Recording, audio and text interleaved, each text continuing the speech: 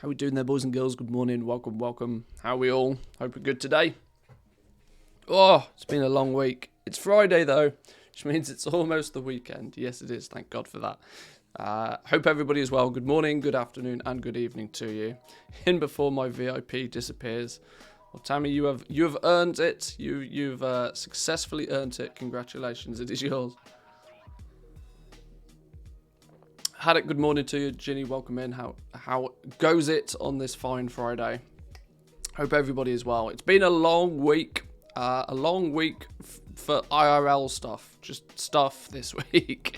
Not even game related, not even Mantheus related. Just true IRL. It's been a long week this week. So I'm ready to kick back, chill, relax, get some crafting done, take it easy today. I had a joke. Then I opened the chat and lost it. Boom. Any PTR today? We might do some PTR today.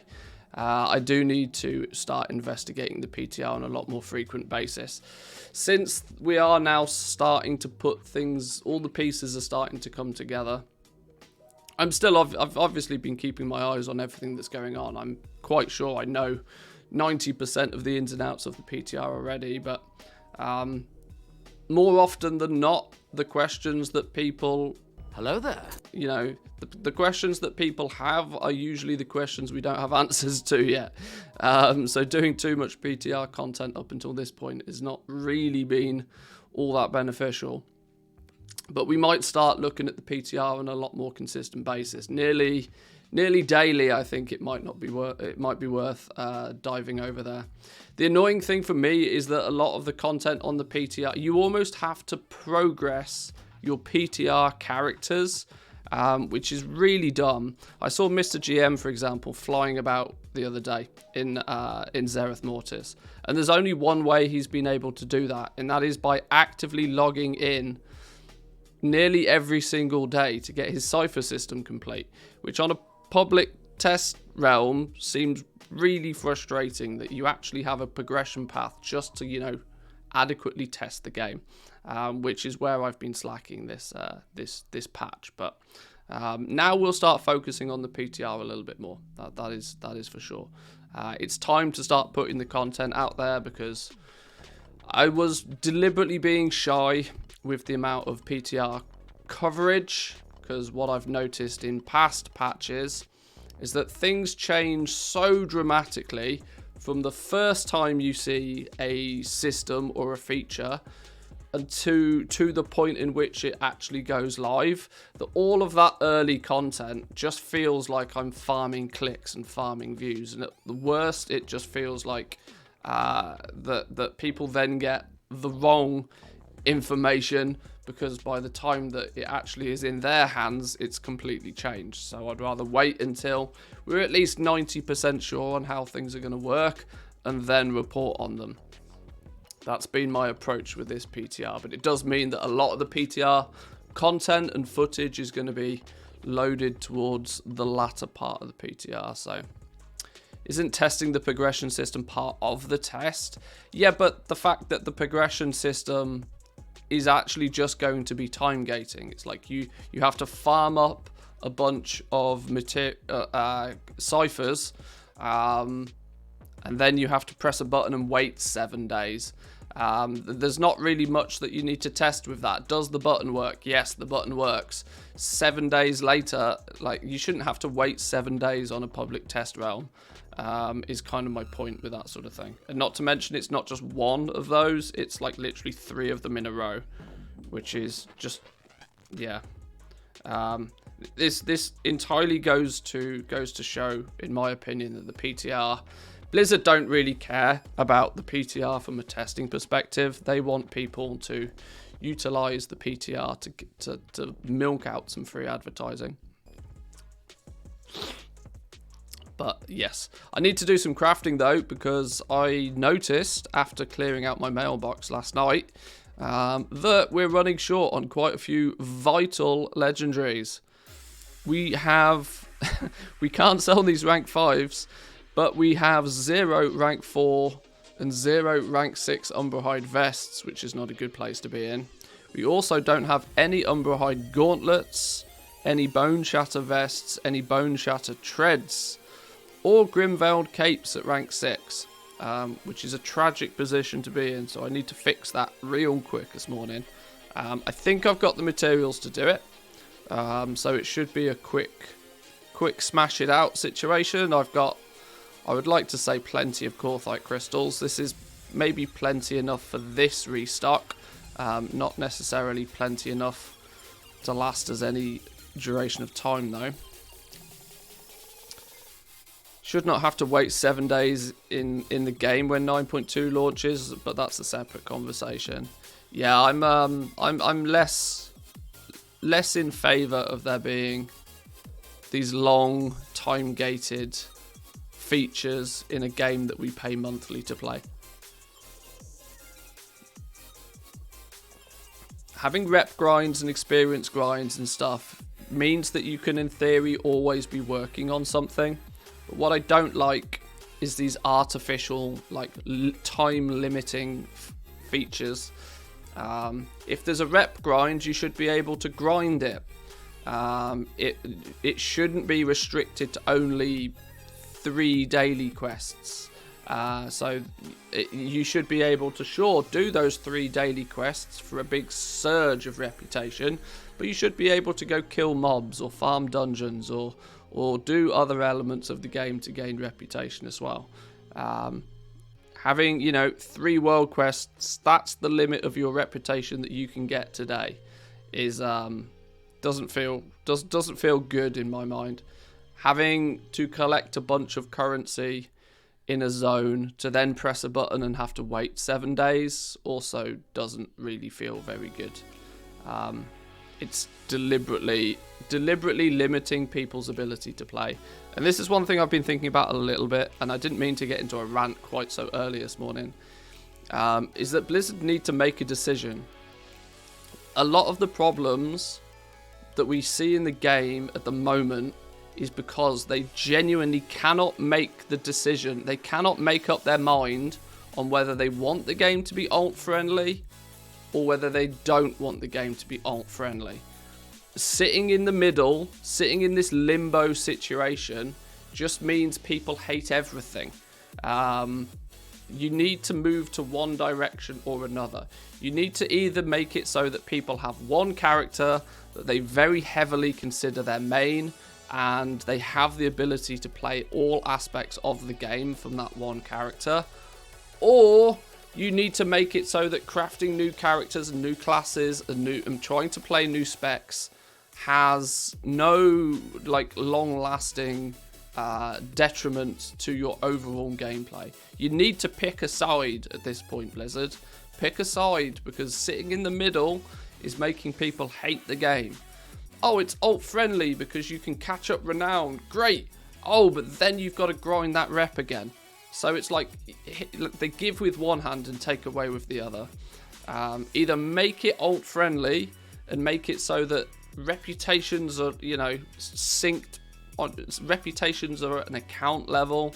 The grinds, the progression systems are all at an account level, but you can play a mage or you can play a hunter, and you can dip your toe as long as you've unlocked that content as a real human being.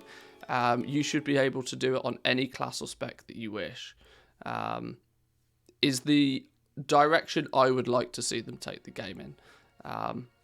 Or, like I said, go the other route. Go the classic vanilla route, where it takes you so long to do everything on one character. You can adequately feel as if you can see most of the game from just a single character, without the need to play others. If Blizzard wants to go that route, they need to double down and go that route. Sure, there's pros and cons to both sides, but they need to pick one. This limbo position, they can't decide if they want to be alt-friendly, and they can't decide if they want to be, single character focused. It's annoying. It's annoying. Just advise my guild to buy up rank 6s now for recrafting, just in case the prices spike. Legendaries is going to be a fun one. I really, really hope that we quite quickly get to play with crafting rank 7 legendaries. or at least get some information about them. We still don't even have any clarification to what item level they're even going to be. Are we going to just craft a rank 7 and is that going to be it? Are we going to be done for the rest of the expansion then? Is rank 7 going to be the limit? Is it going to be 290 item level or something ridiculous? And it's just, boom, here's a massive piece of gear. This will last you the next 8 months, 9 months, 10 months, however long it takes them to release 10.0. Or is it going to be, here's a rank 7 that's like 5 item levels higher than what you've already got, and here's the progression system to work on it for the next few months. What are they going to do? What are they going to do? I can't help but feel that this what's it called? Cosmic Flux system that we've equally seen very little about is going to play a big part in this. I think we're going to get rank 7 legendaries at a very mediocre item level, and then we're going to be able to build them up to something more powerful. Ask Blizzard's way to keep us doing something for the next 6 to 8 months. That will be, we'll get a 265 rank 7. You'll get your base item from your crafters, you'll build the thing, and then you'll progress on it, maybe upgrading it item level by item level, or in item level chunks, using this Cosmic Flux, all the way to like maybe 300 or something, is what I really feel is going to happen. Because they've deliberately said almost nothing about legendaries, which makes me feel that they've got something in the bag. If they didn't have anything in the bag, you'd have thought we'd have seen them by now. They're such a fundamental part of the expansion, you'd have assumed that we'd have seen something about them by now. That's my guess. I'd be happy either way. If they give us a mediocre item level rank 7, it's really going to hinder crafting. But legendaries have been a cash cow for the entire expansion so far. If they pull the plug on legendaries now, I've made plenty enough gold that it doesn't bother me. Sure, I'm sat on 18 million gold of pre-crafted legendaries that might end up going in the bin if that's the case. But it's the risk you take when you craft 18 million gold worth of legendaries. I didn't craft these without knowing about that risk. If I take every single one of these and put them in a guild bank and never sell them at this point, I'm still a happy man. It doesn't bother me. I'm fine about it. Which is to answer a question that's come up frequently in the Discord especially. In the Discord, people have been quite frequently talking about, well, the risk implicate, like, what do I do with Korthite? One of the questions I think came up yesterday was, what do I do with Korthite crystals? Korthite crystals are 1,000 gold a piece on my realm. It's better for me to sell them than it is to craft rank 6s. And then my answer to that is quite simple. Sell them then. Like, you pick the most lucrative outcome. And this is the inherent issue with crafting. This is the risk of crafting to begin with. If you craft things, there's no undo button. You can't go backwards. Once you've crafted it, you've taken the ownership on yourself to say that, right, I'm going to convert these materials into this item. I believe I can make this item sell for more than what it cost me to buy the materials for. You've got to believe that you have that ability first. More importantly, don't rely solely on add-ons to tell you where that will work and where it won't work. Have ownership of that risk. And of course, when you start dealing with single items that can comfortably cost 50,000 gold of just raw materials to put together, that risk is significantly bigger for some players. I get it. Eventually, though, you'll learn, with experience, you'll learn that, right, well, okay, I know that these materials put together to make this item has a really good opportunity to make me a profit on top, and I'm happy to attempt. More importantly, the more liquid gold you end up with eventually, the more you don't care about how much it costs to craft something. I've not cared about how much it costs to craft an item for most of this expansion. Quite simply, because it doesn't matter. If I need the materials, I buy the materials, I craft the item. I'm confident that I can sell it for more than what it costs me to craft. And I'm, like I said, more importantly, I'm willing to take the risk of doing it. If I put 17 million gold worth of pre-crafted legendaries in the bin tomorrow, doesn't matter. I've still got loads of gold left. I'm fine. That's the kind of position you got to work towards.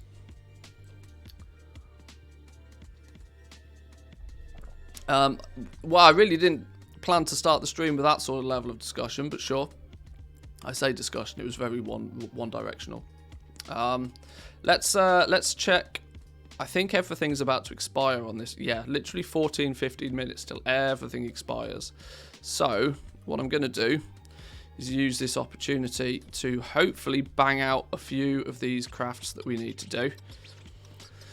Lots of leatherworking stuff. Leatherworking still seems to be the most lucrative of the professions for me currently. Probably because, as we've discussed, it's one of the most expensive ones to get into. Meaning that if people are trying to claw their way into the legendary market, blacksmithing, jewel crafting and tailoring become the go-to professions to get your way into the market. Usually leatherworking is suggested that, well, when you've made your millions, then start looking at leatherworking, because leatherworking is also going to absorb millions of gold at the beginning. I think it still takes somewhere in the region of 7 million gold to max leatherworking. It's gross. It's probably even more than that, actually, based on current prices, which is actually bonkers.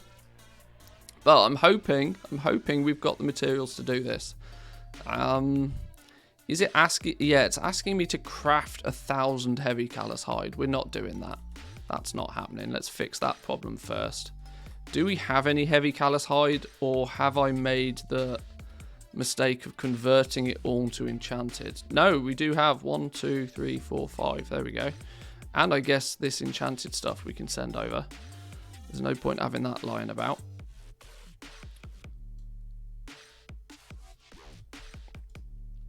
Let's get that sent over first then. That's going to fix a big problem for us. We're obviously going to need a bunch of Korthite crystals to the sum of nearly 1,400 Korthite crystals. 2, 4, 6, 8, 10, 2, 4. Is that enough? Was that enough? Beautiful. Send those over. Arboreal shard, nearly 3,000 more arboreal shards. Sure. Pallid bones, we've got everything that we apparently need. We need to, it claims, it tells us to buy essences off the auction house. That's not what we do though. We manufacture them in a way that's cheap, which is probably going to be prospecting lithium, I would imagine. Open mail to grab all of this sort of stuff, and it said we needed another 300 enchanted heavy callus hide. I think we've just sent those over. Oh, this might be a very quick process, because we might actually have everything we need already. We might not even need to do any intermediate crafts. Maybe a bit of little bit of prospecting maybe, but apart from that, this should be golden. Here's our Korthite crystals. Let's grab our heavy callus hide out. See, there we go. That's a far more respectable amount of callus hide needed. Only 500. Let's take 3 stacks of that. Let's now grab the desolate leather. Move all of that to bags. See how much we need after that. Most of these materials will disappear once we craft the Vestige of Origins, so it doesn't matter too much. We still need another 2k desolate leather. Let's grab that out then.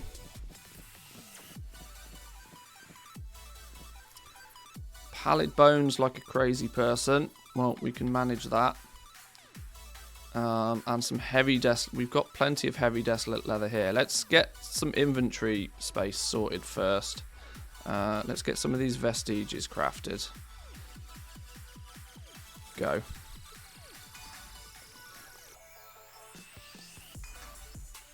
I'm in a bit of a weird situation with gold making at the moment. That I kind of feel quite confident that I'm already basically ready for 9.2. It's a foreign position to be in for me because I usually end up running around like a crazy person 2 days before the patch launches, trying to gather up renown and try and gather up, you know, complete campaigns and doing all that sort of silly stuff. But for the most part, I think I'm actually ready, which means we've got a little opportunity to do something different for at least until 9.2 launches. It gives us the flexibility to spend more time on the PTR for sure, which I definitely want to do. But we might go and investigate a few other little corners of the game for a week or two. I don't know exactly what yet, but I've been thinking for a while. I'm not sure if this is the route I'm going to take, but I've been thinking for the crab mount. The crab mount is definitely something we should get going. Yeah, you're right. We should absolutely definitely get that on the go. I've been thinking for a while, though, that I want to try something out. I want to try my best to get into a mass realm expansion.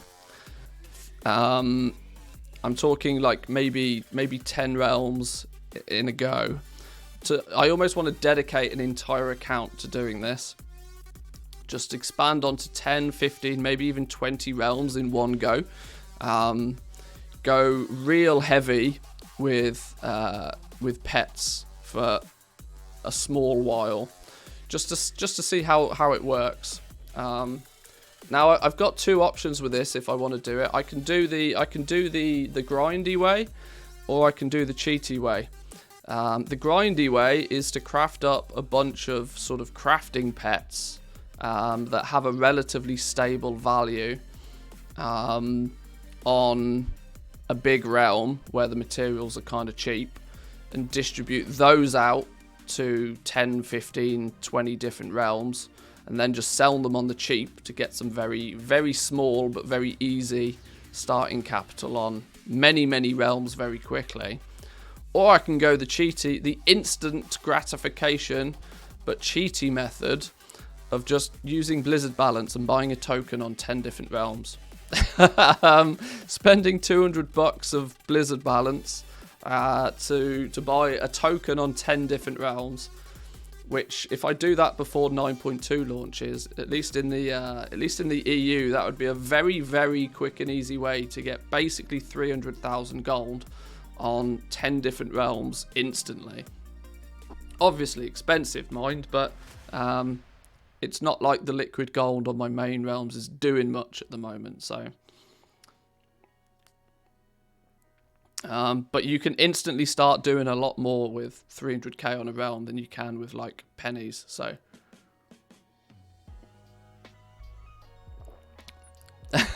Morning crab mount. I am going to have to put that crab mount on my list, that's for sure. I'd spend the Blizzard Balance. That's where it's what it's there for, isn't it? Well, yeah, cheat way is great. The slow way equals content, though. I don't know if the slow way does equal content, because it's not. It's still not really content, and this is kind of the point for me. It's that the big aspect of making a bunch of gold is so that you can then use that gold to make you more. PagB comes in with a good suggestion that you can just migrate a character with 1 million gold in their bags for the cost of about 1.6 million. Obviously the million in your bags and then the 600k or whatever it is to, yeah. It's there's a few different ways you could do it, but if I wanted to expand very rapidly, the only way to do it very rapidly is to get a lot of gold on a lot of different realms very quickly. Oh, 1.6 tokens. Yeah, because it's what's it? What's a character transfer nowadays? It's like $15 or something, isn't it? I don't even know. $20? I don't know. But that obviously requires me to have the character that I want to transfer. Yeah, I don't know. There's a few different ways to do it. Watching you farm 1 million on 10 different realms maybe with a mage perhaps, it could be painful enough to be entertaining. Well, this is it. Like, I don't want to have to do the farming business again.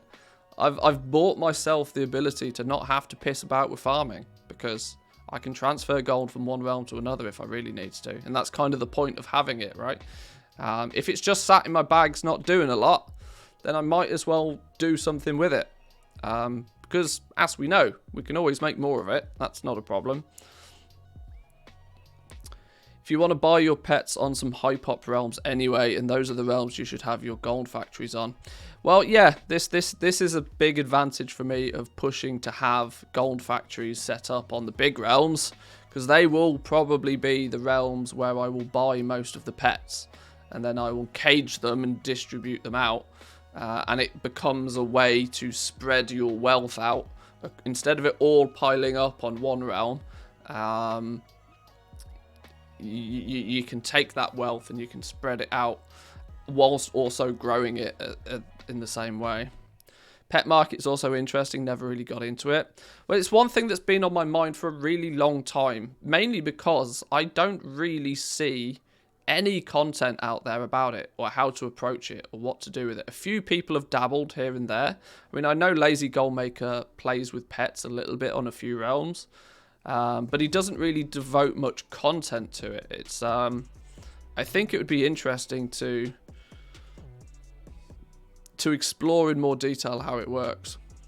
How would you pick the realms? Easy. I'd eventually just go for one character. Let's make sweet on profit every together. single connected realm. Now, obviously, that means that you just go down the list. You just start at the top and work down. Start at the top, create a character, see if there's a... log on to that, create that character, go to the auction house, check that it's not connected with another realm that you've already got stuff listed on, and there you go, there's a new realm. The point of it is that you eventually want to spread yourself out across all of them, so it means you don't have to be that picky. You just pick one and do it. And the only thing you're doing is making sure that you're not getting duplicate characters that, even though they're on different servers, you want to make sure that they're not then on a connected to somebody else. Which is, yeah, I mean, that's just being cautious with making the new characters.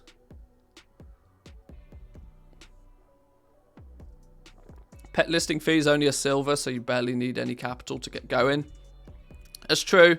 That's true. This is why the thought of just being able to mass acquire a pet that I comfortably can sell for cheap on many realms quite easily.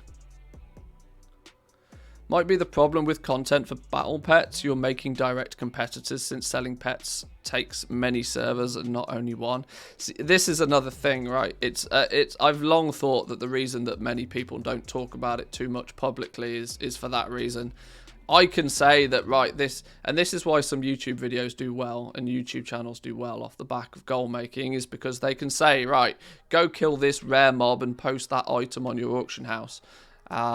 Now, if 100 people go out and do that, the chance of there being more than one or two people on your actual realm doing that is still quite slim. But if I tell 100 people to go and set up a bunch of pet farming pets, selling pets on 10 different servers, the likelihood is every one of those is then going to be direct competition, which is a bit of a problem. For sure, I do see that to be an issue. Razorbolt, thank you for the sub, by the way. I did see it. Thank you very much. I appreciate the Prime Gaming support. Thank you. It's yeah, it's quite simply a market that I've thought of getting into a little bit for a while. I just didn't know how to approach it. So, but this is the advantage of having a bit of time on our hands. There is another option here, right? There is an entirely second option to all of this, and it's that we go play Factorio for a month. Also an option that I've heavily considered.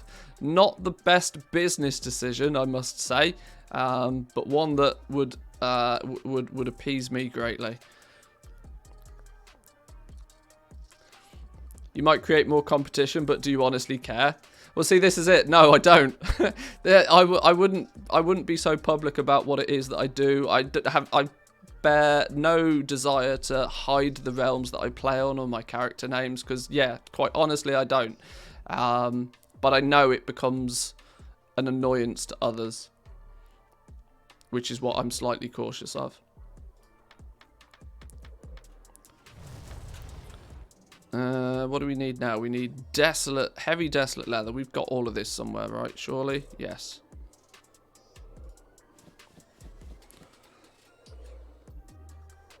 Yeah, the entire alternative option to all of this is to just go play some other games for a month before 9.2 comes out.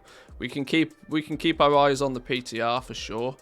But we could just go, we could get some Satisfactory on the go, we could play Factorio for a month, for a while, we could maybe dip our toes into a bit of modded Minecraft here or there. There's loads of things we could do. I just know that personally, from a business perspective, it's a terrible idea. But either way, it will keep my sanity in check, which is overall what's most important. If I didn't release LST, I'd probably have a lot less competition in Legos. I've got multiple gold caps. If I can't make profit anymore, it's fine. I've got plenty. Well, yeah. I mean, it only goes to show though that there's not really that much of a negative effect on helping the community generally. LST is a good example of that. My Shadowlands spreadsheet, for example, has been downloaded and used by quite literally tens of thousands of people at this point. I never expected so many people to actually end up using it. But obviously, because it's a tool that I've been iterating on throughout the expansion, it's become quite popular. A lot of people have used it, which you could equally then argue that all it's doing is making it easier for other people to compete. But yeah, it's no biggie as far as I'm concerned.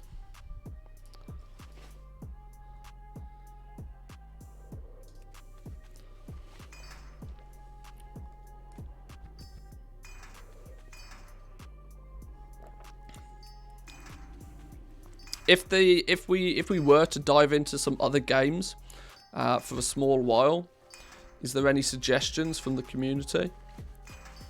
I mean, I have a hot list of games that I'd be interested in playing, but I, at the very same time, would be interested to see if there's any games out there that may not be on my list that I'm not either not aware of or haven't considered. I'm open to most types of games.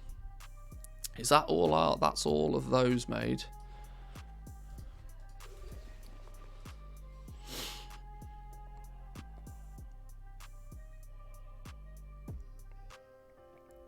You even make more money from the videos, so if you can't make gold anymore, that's great, because then you can make more content on finding new ways. I mean, I do appreciate that I'm in a slightly in a slightly unique position regarding that, but sure. Modded Minecraft, RuneScape 3, Satisfactory, Diablo. Yeah, they're the ones that sit quite nicely on my list. You've seen the esports announcement? Feels like they can only release the patch on February 22nd, otherwise the launch would clash with one of the events or the other. I saw something about that. I didn't read into it in too much detail, but it does seem to indicate a late Feb release. I've seen that thrown around over the last couple of days. Maybe we should take a little look into that in a minute. It's probably on Wowhead, isn't it?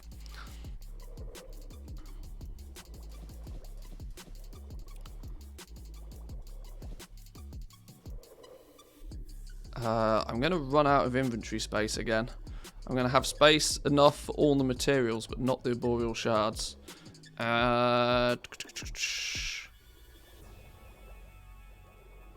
Let's then maybe buy a few arboreal shards just so we can get crafting a few bits and pieces nice and quick. We'll buy 1,000 to start with. Take pride in your work. 1 month till the patch. Need to start getting renown on my crafters. Yeah, well, I mean, that's 4 resets. 4 resets would give you an easy 20 renown, even if you do nothing more than the absolute bare minimum every week. For example, Shaping Fate, 2 world bosses, and then maybe a trip and one lap of callings, and you're getting 6 renown a week for super duper mega easy. That's ignoring, oh, you've also got the Anima weekly quest, so that would be 7. If you go to the Moor and do the souls, that's 8, but I mean, that becomes optional at that point. So you can get 7 or 8 very easily per reset, almost without trying. Means you could, in theory, with a little bit of effort, go from 40 to 80 in 4 weeks, doing basically the bare minimum. 8, 16, 24, 32, plus a little bit more. Yeah.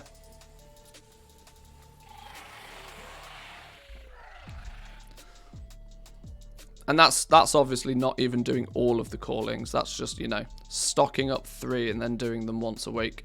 That's only doing 50% of your callings, so shouldn't be too difficult. Right, let's get crafting some stuff. We're running out of bag space. Surprise, surprise. Let's get this on the go. 4 million cost for nearly 2 million profit. Can't argue with that.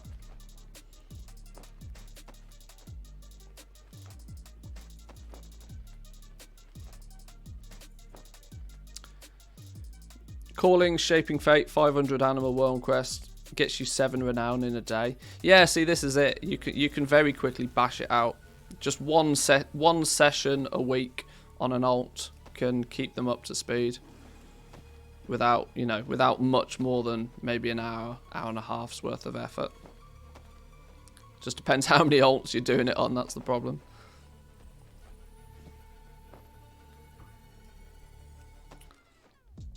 Plus, it's also looking more likely that we won't need 80 renown, and we probably won't need the full 9.1 campaign the way that things look on the PTR currently.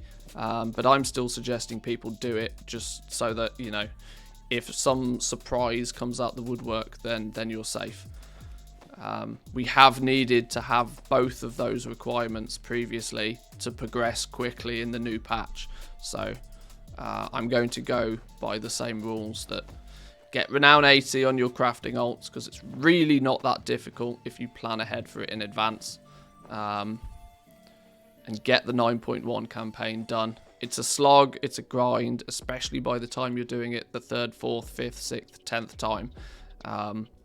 But if it turns out that we can't get past chapter 3 without completing the 9.1 campaign, you'll be very pleased that you put the time and effort into doing it before you actually needed it. Come visit me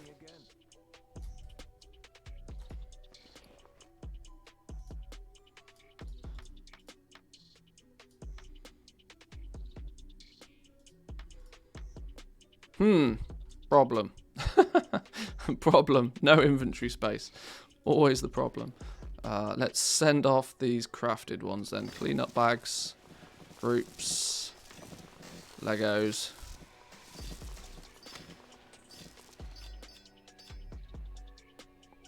Mail selected stuff over.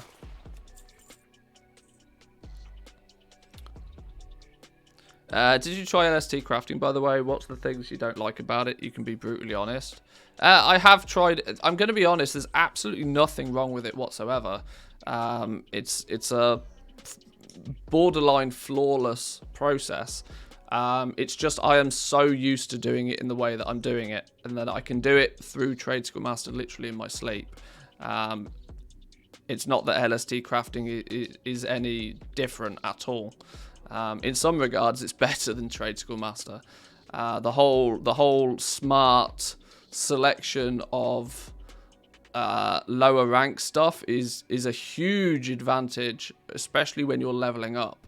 LST really shines if you're still leveling your legendaries.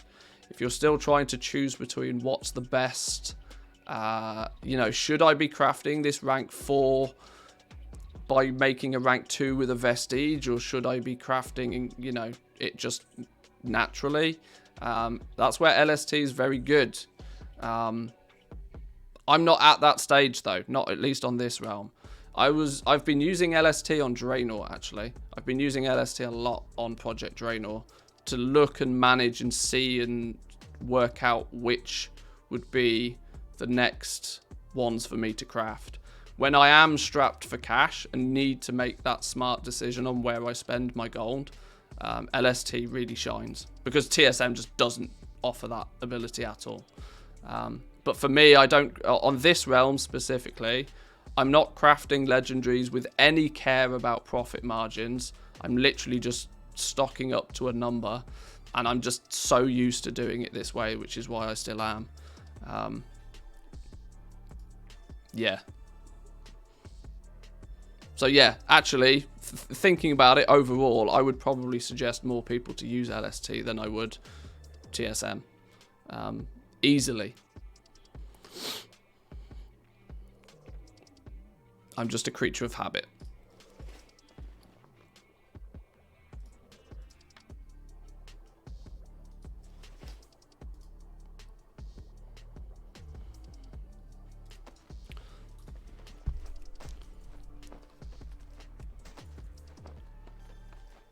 It's better to do the callings when they stack. Oh yeah, that's true. Yeah, if you ever get like a triple wombo combo on your callings, that's definitely the best way to do it. If you get like 3 Moldraxus callings or something stacking up, it's you can usually then smash those out, make a whole stack of cash in very, very short time, which is really quite cool.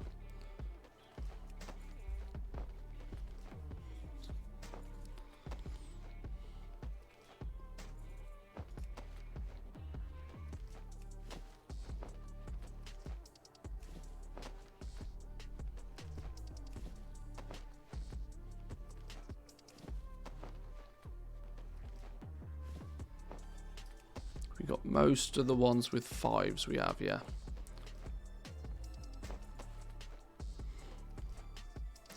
Guess I should either start on a gathering feature then or a new add-on entirely.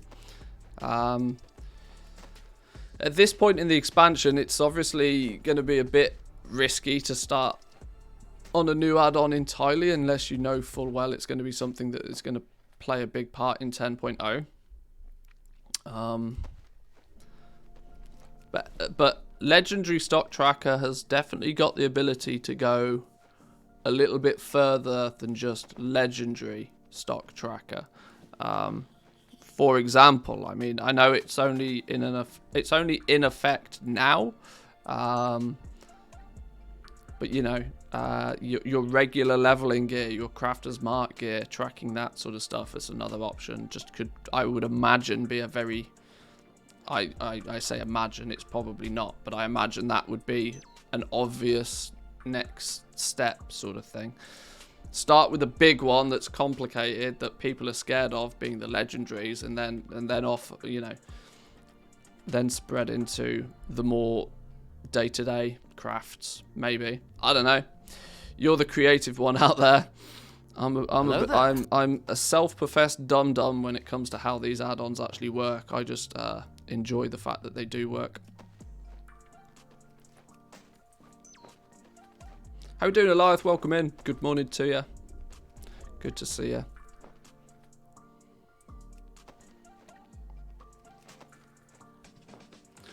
I'll try adding some profiles first. LST can do a lot of different things with different settings, so switching between them would be nice. Yeah, that's a good angle to attack from for sure.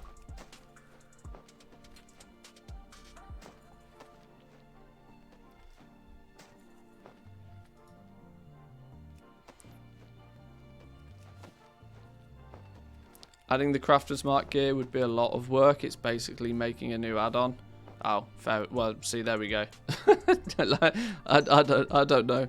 I assumed it would be a lot of copy pasting from what you already have. You know, the structure is there, but I don't know. Yeah, you're probably right. Well, you are right. I don't know what I'm talking about. Right. We need some jewel crafting stuff. We need some essences. Wow, we need an awful lot of servitude for some reason.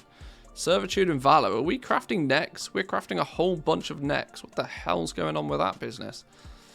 Right, well the question is then, do I want to...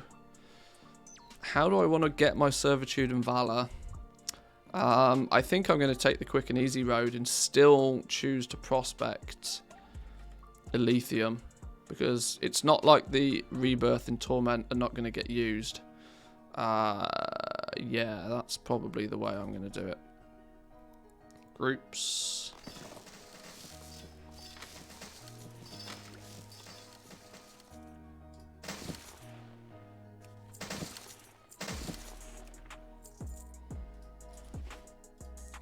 I'm quite sure we've got more Elysium ore than we know what to do with right now. Either in the bank somewhere. Oh, hang on, there was some there, I saw it. 1, 2, 3, 4, 5. 1, 2, 3, 4, 5. There's 2,000 Elysium. That's surely got to be enough, right?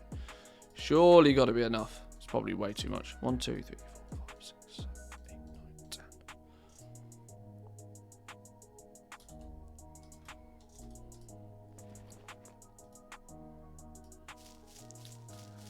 TSM spent years making a system that just works with every recipe in the game. When Blizzard changed that system, they struggled to update their stuff because they had to support everything, both backwards and forwards.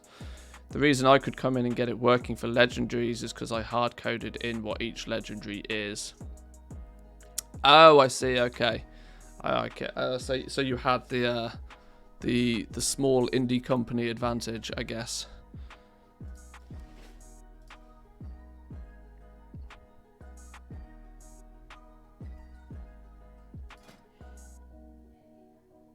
Alright, let's get that prospected. Go, go, gadget, go. Yeah, that makes sense.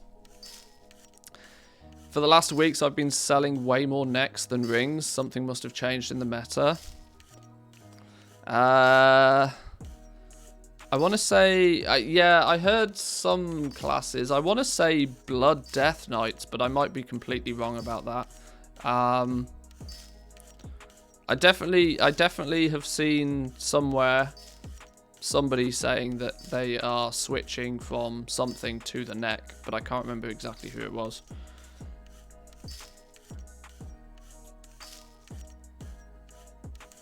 So nice to receive a whisper. Who the hell are you and why do you sell Lego so cheap? That's when you know you're doing it right. That's when you know you're doing it right.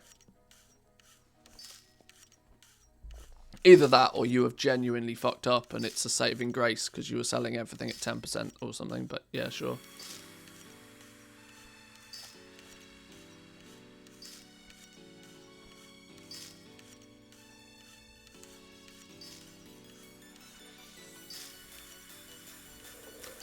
I don't have a way to know where an item level 235 comes from, so I just say, hey, if it's 235, it's a rank 4.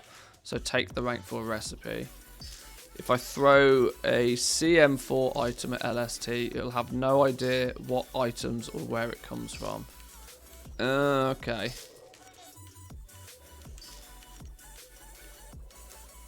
Okay. I think I start to see. 190 cloth braces for 1.5 gold. That's a low. Oh dear. It doesn't surprise me though. Like we said earlier, tailoring is a go-to profession for people trying to get into the legendary market because those early ranks are cheaper. Definitely cheaper than what they are for blacksmithing, and definitely cheaper than what they are for leatherworking. And so, yes, it's true to say that low ranks of tailoring stuff is probably being given away for actually free. Please take it.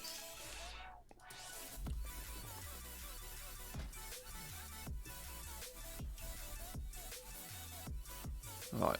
Yeah, we're making 3 Shadowghast necklaces at presumably 262, meaning we must have sold a few the last few days.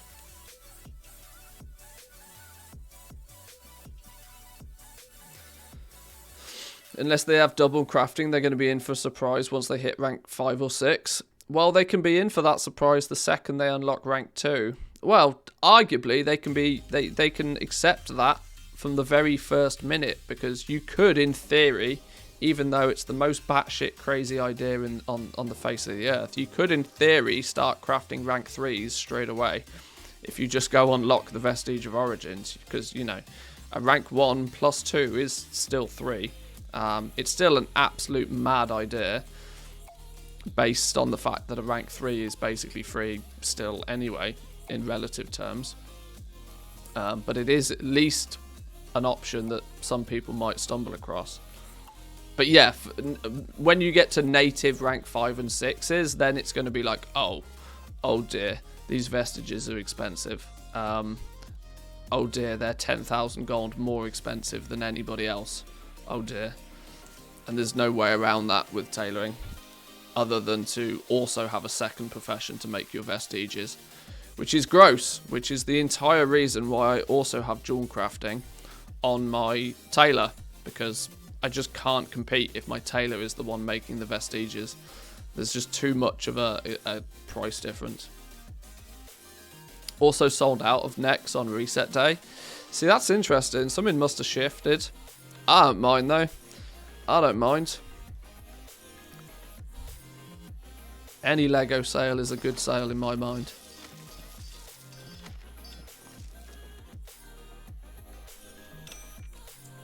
Right, there we go. There was leatherworking and jewel crafting bashed out pretty quick. We literally only need to make a handful of these, so I really hope we have absolutely everything we need for these. Quartzite crystals, we need to obviously make a few vestiges over there. 5 to be precise. We need some shrouded cloth, and we need something to make some rebirth, or I could just send some rebirth over.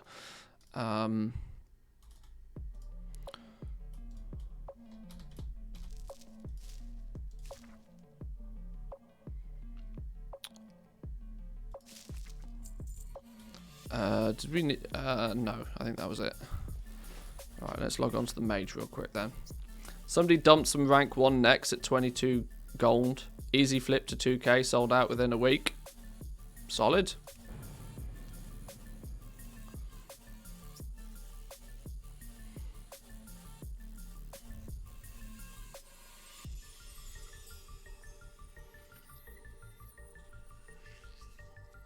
And this is the thing, right? Rank 1s do still sell. The problem is people get 15 of them in one go and are like, oh, Jesus, I just got to get rid of these now. They also go into it with the assumption that they just don't actually sell. But they do. They still sell. The problem is they sell for less than what it costs to make. So it's not a worthwhile adventure long term.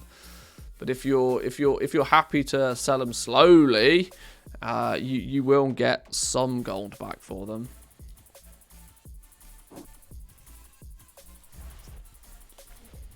Would you recommend having a bank alt to send all crafted items to and then sell them all on one toon, or sell them all from the actual crafter? Well, long term it becomes a lot more easy to manage if you have everything on one character. But there are some downsides to doing that, especially if you start getting heavy into using Trade Skill Master. There are some downsides, some annoying little hacks that you have to do if you send everything to one character. But for the most part, when you first get going, sure, just sell them from the character that crafts them, because you're probably not dealing with huge quantities of items. But I quite frequently will find that I'm selling upwards of 1,000 items on a single realm without even trying. Which means if I was trying to do that on all of the characters that crafted them, it'd just be too much to handle with. You'd never keep up with it. So send everything to one character, and then they can deal with it all. More importantly, you know that they're always going to be at the auction house when you need them to be. That's the big bonus I see it as anyway. What are the downsides? What are the workarounds? Well, the downsides are in terms of when you're using Trade Skill Master, if you sell the items on the character that crafted them, Trade School Master can smartly choose the right prices for things more effectively. The crafting price is more accurate on that character. When you start look at item level 200 or 230 gear, anything that has a crafter's mark. If you sell an item on a character that crafted it, Trade Skill Master knows how you crafted it, and it knows to use the cheaper of the options. Soon as you send that item to another character, it no longer has the ability to gauge that information, and so just takes the profession. So, you know, it will assume that a tailoring item is made with the vestige is also made, or the crafter's mark is also made with tailoring. This is where people have to start doing, you know, funny things with TSM to say, no, if it's a tailoring item, I crafted the crafter's mark with this profession, and price it based on that information. So there are some downsides, but they're quite high level TSM usage downsides. And the workarounds is to piss about with custom price sources and to make very fancy looking operations and custom price sources to recalculate crafting costs and stuff. Not things that I would usually recommend most people do, honestly, because it's often too much like hard work in the first place. Yeah. I know a guy who made a video about how to deal with all the vestige differences. Yeah, I know a guy too. He's incredibly handsome, and he's got some serious 500 IQ big plays about him. Yeah, I know a guy too. Yeah. We need Korthite crystals, 134 of them.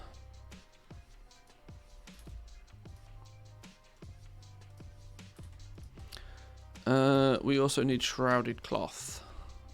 Do we have any? Whoa, cheap shrouded cloth. Go on then. Well, I'll just have all of that. Wow, 32. Wow, vendor shuffles. Get on it. Go. Go gadget vendor shuffles.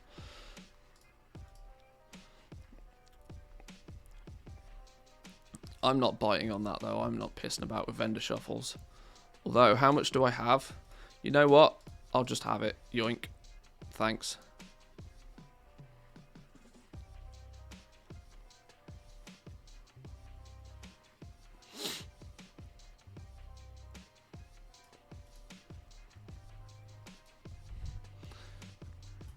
That was a little bit more than we needed, but it's fine.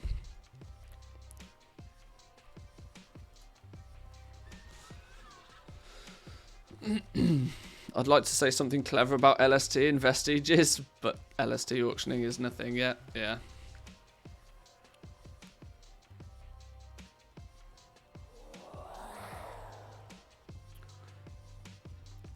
Right, we'll send all of this shrouded cloth over to the mage.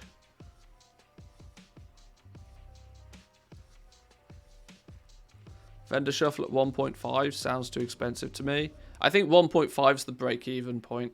I don't think it's really super profitable to be doing it at this point, but I think as long as you are getting your penumbra thread at, you know, 7.2 gold, I think it does become profitable. But like I said, I think 1.5 gold is like the break-even point.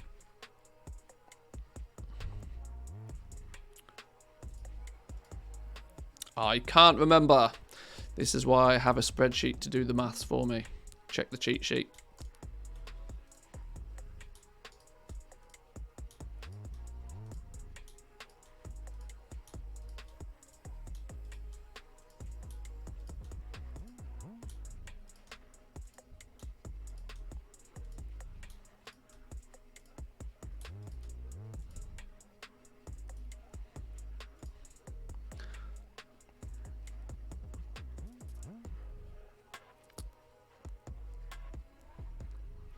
Right, well, it's safe to say that I probably won't need to buy shrouded cloth for a week or two. That's fine. I'm happy with that.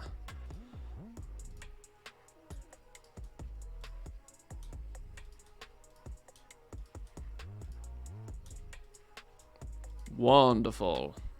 Okay. We bought somewhere in the region of about... I think at one point I bought out... When the multi-box changes started to really kick into gear, I think I bought about 250,000 shrouded cloth with the intention of vendor shuffling it, and then never did. But I worked my way through it. I don't think I sold any of it again.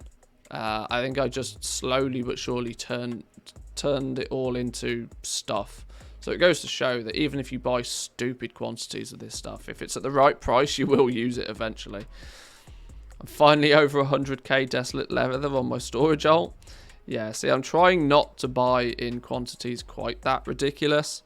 But it does get tempting when desolate leather's 2 gold a piece. Holy shit. Yoink.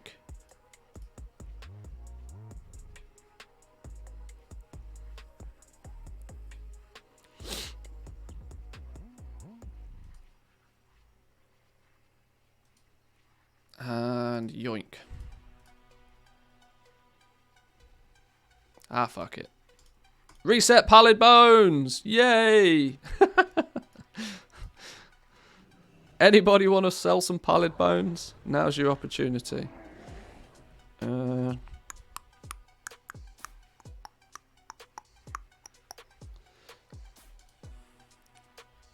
Annoyingly, Leystrike at 6 is actually attractive to me.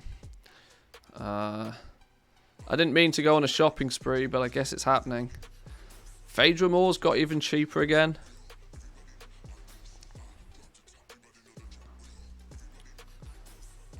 Wow, there's another 12,000 Phaedra Moore at like 15 gold a piece. Oh god, the goblin in me tells me to buy all of it, but I've already got 30,000 Phaedra Moore.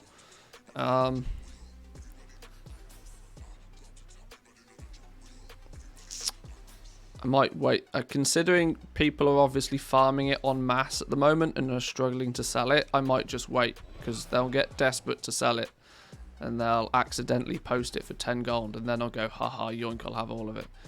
Solana ore, Oxane ore, I've got more than enough ore kicking about at the moment. I'm not overly concerned about buying more ore. Lightless Silk is still holding strong at like 30 odd gold a piece. I guess people are buying it. I mean, I'm not. But the heavy desolate at 37.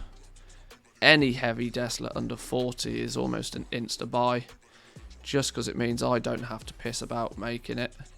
And annoyingly, I'm still using disgusting amounts of it. Ooh. Oh, come on. I suppose it's only fair.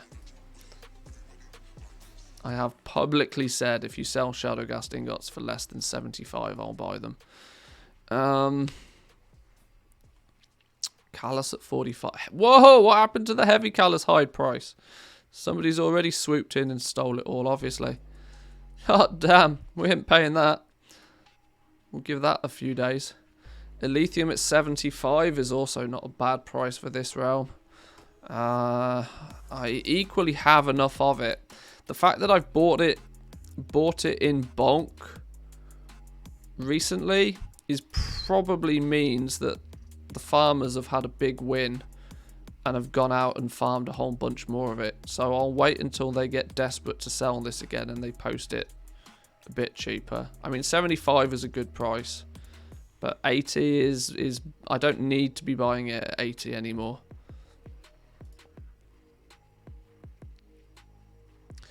Does cooking make any sense at the moment? The food price is less than that of the material price. It will be. It's not raid season. You're best off hanging fire until the new raid comes out. That's when food really pops off.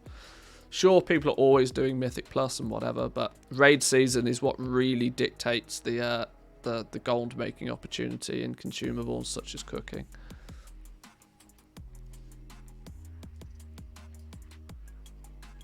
Right, I think that's enough of an accidental shopping spree.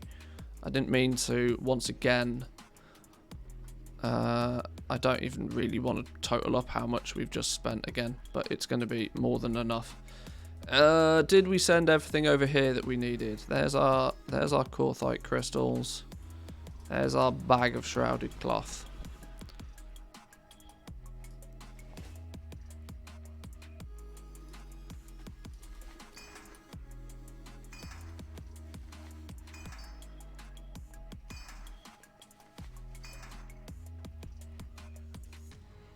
Let's get these done. Why is it saying we can't? Oh, because we're in Jawn crafting. Derp.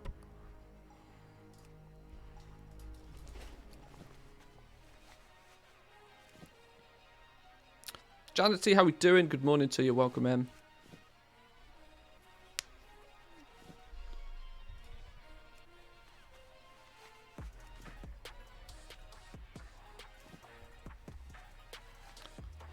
Lovely stuff. That was a very nice and quick restock for tailoring.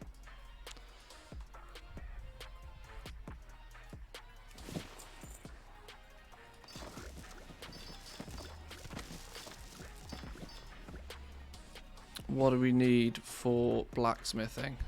It's just single shadow gas breastplate, so I imagine we've got everything, right? We need a stack of Korthite crystals, a bit of lacerite ore, some flux that we can buy on the dude anyway, some arboreal shards, some shadow gas ingots that we've just conveniently bought. Yeah, we've got all of that, no problem.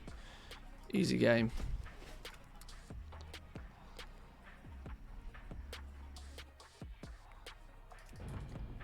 So, send, hang on, Korthite crystals, what did I say? Korthite crystals, lacerite ore, shadow gas ingots.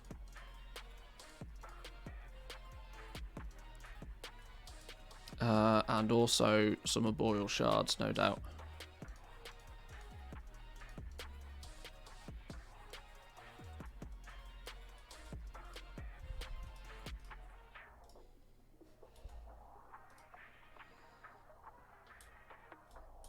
All of those, one of those, all of those, and one of those. Beautiful.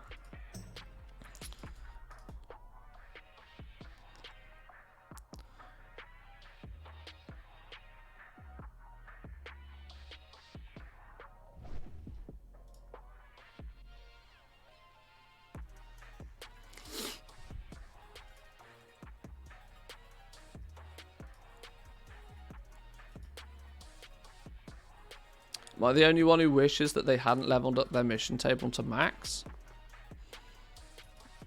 Is there a downside to leveling it up to max?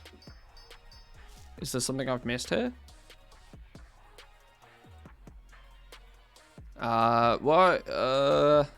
There's been, to be fair though, this has been a conversation. Some people suggest sticking at 16, and I've never understood the justification for it. More failed missions because they're harder. Oh, okay. Ah, I see. I have all my alt mission tables at 16. Gives the augment runes missions, but the level stays easy. Oh, okay.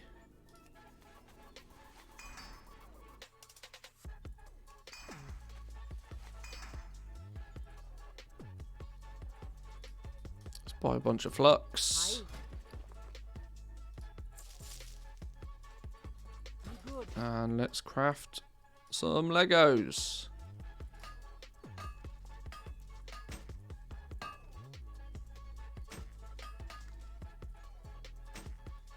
Mission tables is another one that I've been pretty lazy on. I can't lie.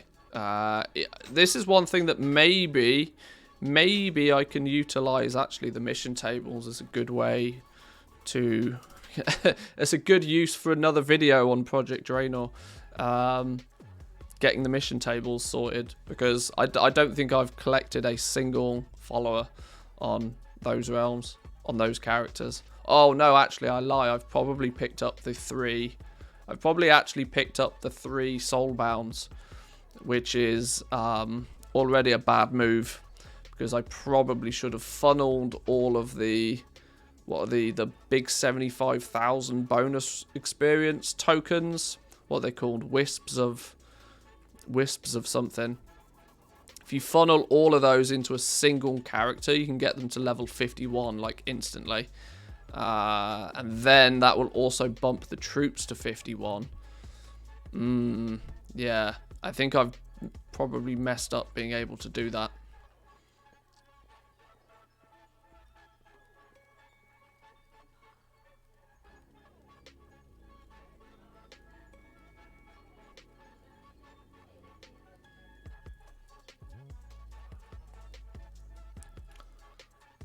Can you mail those? I thought the Wisps of Memory were soulbound.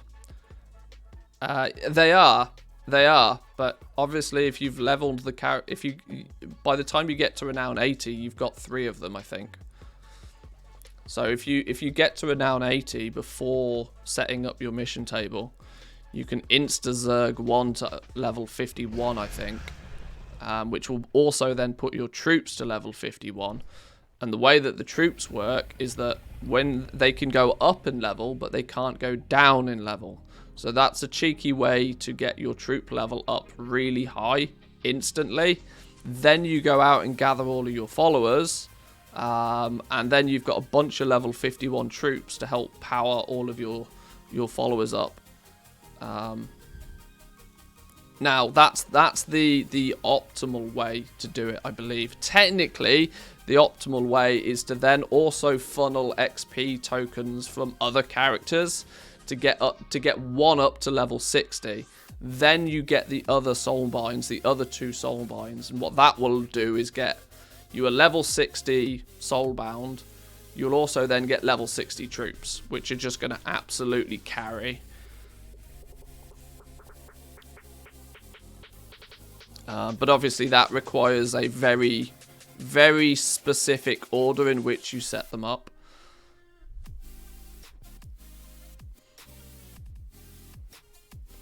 You can also get additional if you set other covenants to 40. Oh, yes, you can probably bounce covenants as well, can't you? For like 500 gold a piece, so 1,500 gold to bounce between the 3 covenants will get you 3 extra rep tokens, which will absolutely definitely get you to level 60 instantly. Oh god, that needs to be a video. At 40 you don't get wisps, the first one comes at 52. I mean 12 renown is like, you could farm to, I think you get the last one at 72 or something. You get to 72, or maybe that's the last follower. I should check. It's 52, 67, and 76. There we go. So you want to get the character to Renown 76 first. Then you want to switch Covenant with them. Get them to 52. Then you want to switch again. Get them to 52 again. Switch again. Get to 52 again. Because those 12... you could arguably... is there a... I don't know. It depends.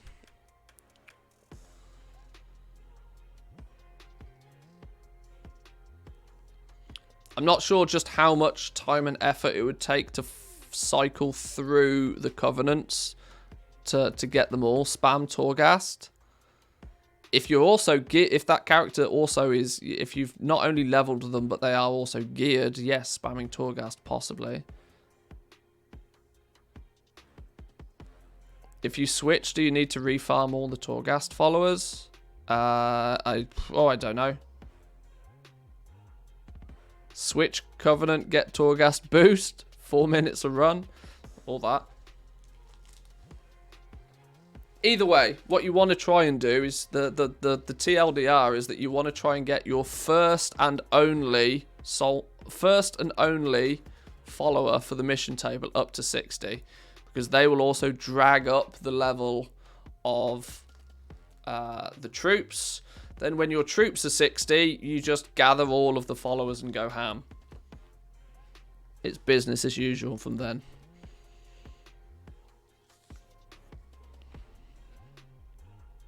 Send over some account-bound XP items from your other characters. Easiest way for the last few levels. You see, that's the thing, right? And honestly, once they get much past level 51 anyway, they can basically start soloing missions. So, especially when you can stack 4 of them. So it's, yeah. Yeah, there is some min-maxing that can be done. Although it's not necessarily, if you miss a step, you are kind of screwed. You only need to miss that one step for it to go horribly wrong. Right, we've got 620 items to relist on the auction house now. Let's get that done. And then maybe we can jump over to Draenor and see if I've got the option to do that, or see if I've ballsed it up, because I'm quite sure at least on one of the characters I've picked up all 3 soulbounds. Warcraft Friday. Yeah, now I know last week I put forward the approach of that on a Friday we'll play something different. That will be true to say on any given normal week. This has not been a normal week for me. We've obviously, most of you will have probably realised there's been very little YouTube content, and we've only streamed. This is only the 3rd day we've streamed today. 3rd time we've streamed this week. Mainly because IRL has been a little bit wacky doodle for me this week, so I've had stuff going on. But it'll be business as usual again from Monday, hopefully, if I've got the energy.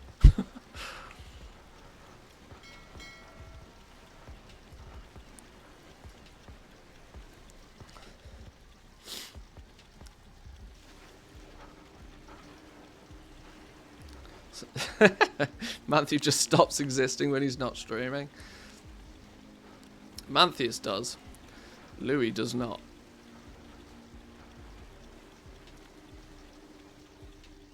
Back to Fungible Friday. I quite like that name. Fungible Friday.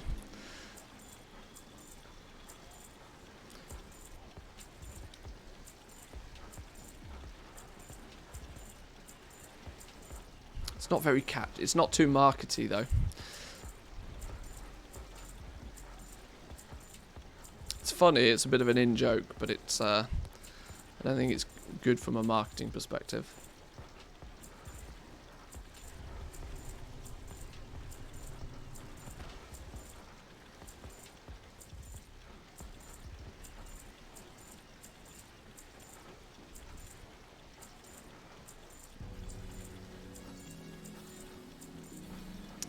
Most of these prices look acceptable. I'm happy with that.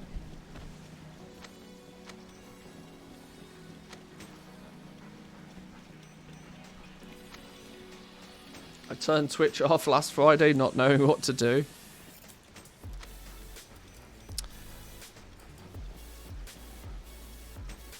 I got an idea to work on before 9.2 dog cam.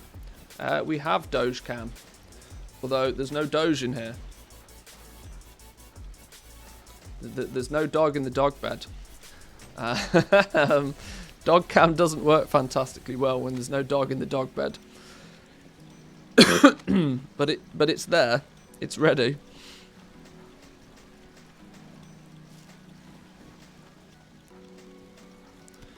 If you switch Covenant, you keep 2 of the followers, Meatball and Croman. If they're level 60, the troops of your new Covenant are instantly 60 as well, as long as you don't complete the Soulbind quest before unlocking the mission table. Oh, clever. Clever, I see. And that means you have to somehow very carefully funnel into those 2. Yeah, because they're the Torghast specific generic followers, aren't they? Yeah.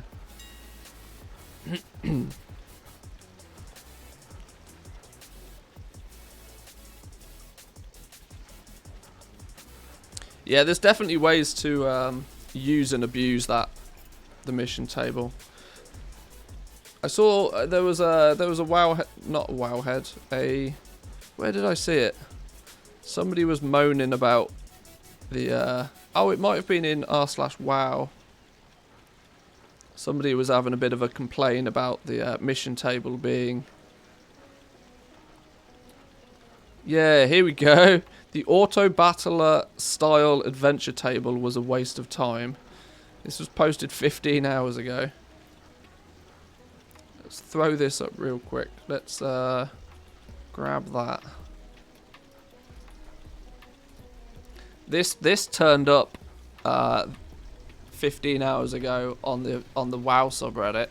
There's no reason for them to take the time and resources to turn a single screen into a non-interactive, skippable cutscene. They spent development and testing time to give us something that could have been cut and pasted from the last time in BFA.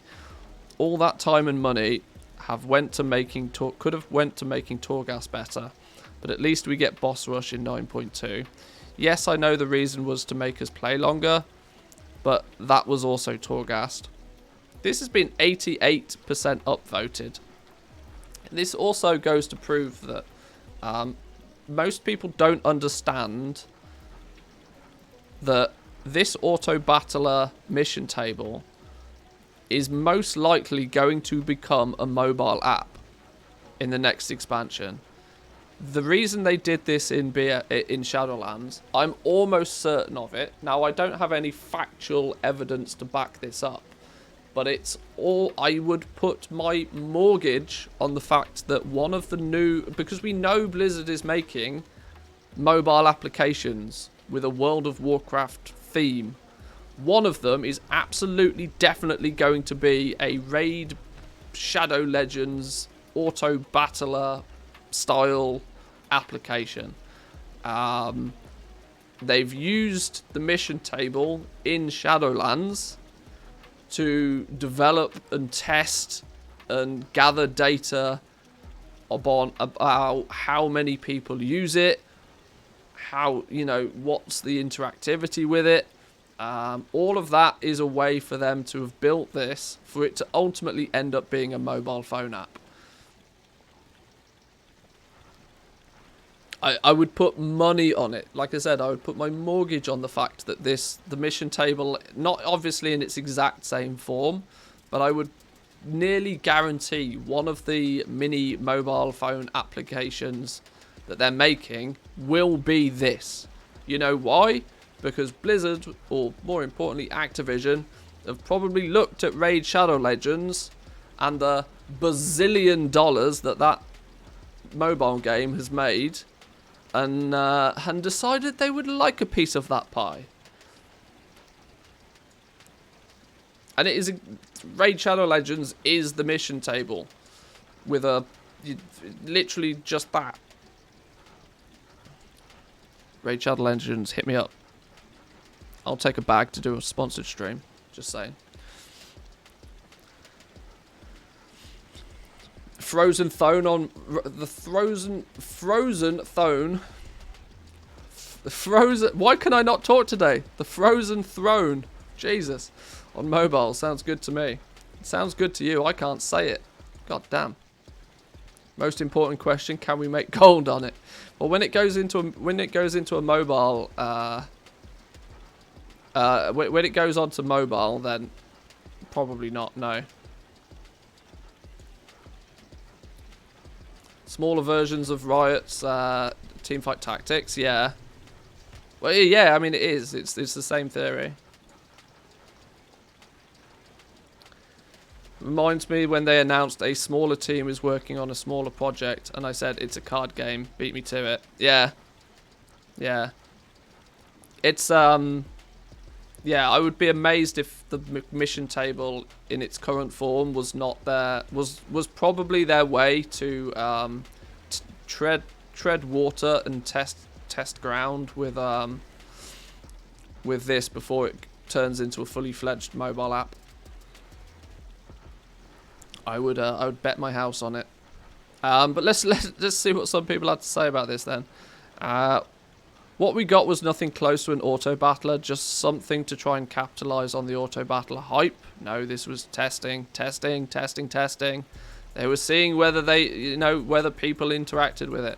The mission table could have been an auto battler, but the interface and how units work were never clear or obvious, and failure has always been too punishing on the mission tables. You still get the experience whether you win or lose. You just don't get the bonus experience. Alright, sure. They tried to make the mission table more interactive, which was a decent goal since it was always fire and forget. But it ended up being frustrating to work with, and we got an add-on to do it for us like we always have. An add-on which I am very, very confident in saying that Blizzard squished. I'm almost, like, once again, I can't prove this, but I'm almost certain that the Venture Plan add-on was squished by Blizzard. I'm quite sure cease and desists went out on that. I'm almost certain of it. Because of the fact that they are trying to make it into a mobile game and they want people to play it properly for testing purposes. For a moment then we thought you had a stroke. It's fine. I'm alright. I'm good. This is it. You send off a mission and you see the result 24 hours or longer at the start. You don't care anymore. You don't remember how you arranged things or what exactly you thought the process was. If instead it was 24 hours for the mission to be available and then you had a real-time mini game for it with multiple attempts, then maybe it could have worked. That I agree with. That I could agree with. A more, you know, but this is exactly this is exactly what a mobile version of it would do. Almost for sure. They need to remove the mission durations and slow the healing way down to make it engaging. Low-level adventures at the table should be easy with increasing difficulty and rewards as you progress. Add items besides anima to heal your units and buff them. At some points, players should be in high-risk mode where they step away because they'll lose or they've already lost. Yeah, okay. See, a lot of this is going by the assumption that they think that Blizzard should have done it perfect first time. But none of this so far seems to... I'm wondering if anybody even vaguely suggests that this might become a mobile game. Because I can't be the only person that sees that, right?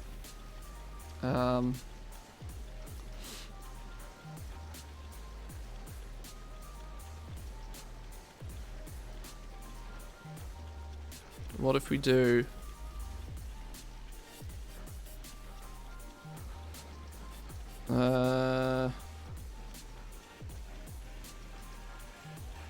mission table might be a cool feature to keep in touch with the game while you're at work or school. If the mobile app didn't feel like an... Oh, okay. Aside from maybe printing goals, there isn't that much aside from just watching the recount. Maybe, but seeing how many people actually play mobile games, I imagine there's a fair amount of people that unironically wait through the entirety of the follower screen and enjoy it.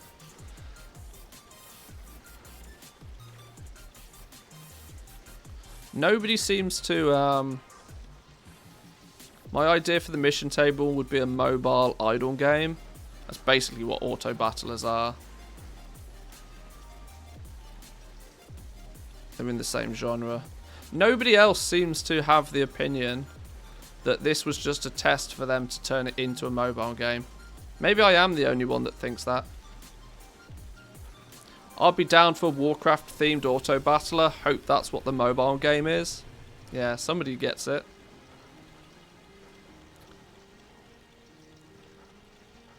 I wish they'd add pet battles to mobile. Yeah, that's a common one. All they have left is mobile devs. That's interesting that nobody else seems to have put 2 and 2 together to say that this was just their testing for, you know, seeing how people interact with what they ultimately end up planning to be a mobile game. Wow, come on, go. That could be quite funny.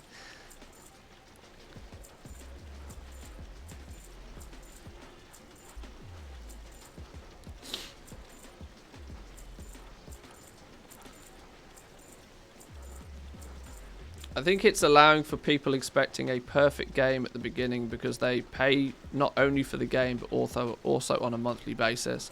Well, yes, there is that. But I mean, there's such thing as having. There's a significant difference between producing a product that works but is not feature rich, which the mission table is. The mission table works, but it's just not what people would want it to be. You could add more to the mission table, which it's a fully viable product in its own right. What people are wanting is for it to be something different to what it is, and to have more features and more functionality. That comes with development, but as it stands as a standalone thing, it's perfectly acceptable in its current form. The complaint most people would direct at the fact that you pay for the game and you pay monthly is when stuff gets released and it's buggy and broken. That's not acceptable in my mind.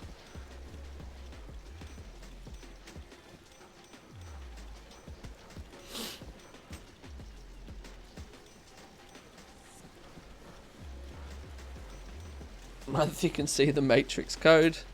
Not quite. I wish I could.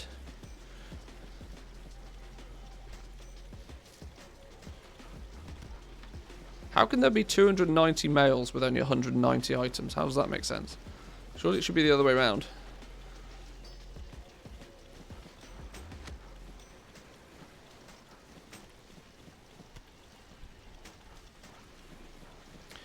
Yeah, it's frustrating to see just how many opportunities there are with the Warcraft franchise that don't seem to be being utilized. I mean, for years people have wanted mobile pet battles. And considering the fact that, you know, ABK, you know, the K stands for King, King stands for Candy Crush. These guys are literally the market leaders for milking people for cash on the in the mobile market. It baffles me that expertise has not filtered into World of Warcraft as an IP. I can't believe like the mobile industry is as established as it already is, and all we have out of Blizzard is Hearthstone. Now, interestingly, Hearthstone was actually way ahead of its time. It was way ahead of the game. Hearthstone, the fact that it worked on mobile like literally day one. Sure, you needed a reasonable mobile phone to get it to play effectively because it was still pretty power hungry, but that doesn't matter. The fact is that compared to most other mobile games, Hearthstone was actually way ahead of its time. But, you know, mobile pet battles that taps into your collection, give us ways to collect them via the mobile app. I'm not a big fan for pushing the mobile direction, generally speaking, but more is always better than none. In most cases, more ways to interact with the World of Warcraft IP, more eyeballs on it as a whole, more things to do, can only ultimately be good. And it surprises me that they haven't done it, considering just how obvious it is as a business play. The Auction House app, I'd never get any work done. The problem they had with the Auction House app was just, it was, the reason they canned the Auction House mobile app was that it was a gaping great big hole for exploits. Nearly every single gold or item duplication exploit had something to do with the mobile app. It was just permanently causing them more issues than it was worth, especially considering that most people who actually use the auction house in any given quantity were choosing to not really use it because it didn't have their, you know, auction house add-ons of choice. So it was super duper mega inefficient for most people to use, unless you were like literally, I mean, they obviously marketed it such as that, oh, you can log on to the auction house and buy your potions on the way home from work before you raid. That's, I mean, sure, that's a feature, but that's not a unique selling point for something like that. So it doesn't surprise me it got canned, and that they didn't add any more development to it. Arguably, for something like that, they want you to log into the game. They want, you know, because that pushes monthly active users, but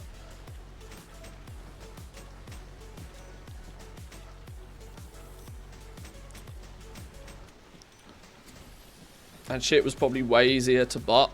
Well, that's also true. They've got far less. If it's a completely separate mobile application, it becomes a lot more difficult for them to track stuff like that, I would guess.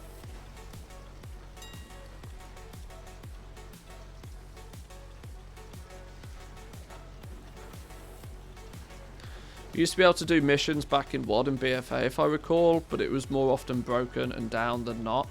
Well, actually, the current version of the mobile app for missions is really not that bad. It's kind of annoying that you can't use it at the same time as you're also logged in. If I could be logged in on my phone and logged into the game at the same time, I'd probably always have it on my phone. But the fact that you can't be logged in to both of them at the same time means that the only time I'm ever going to possibly log into the mobile version of it is when I'm physically not in the house. And let's be honest, after 2 years of COVID, I don't leave the house. So I personally, at least, have no use for the mobile version at all.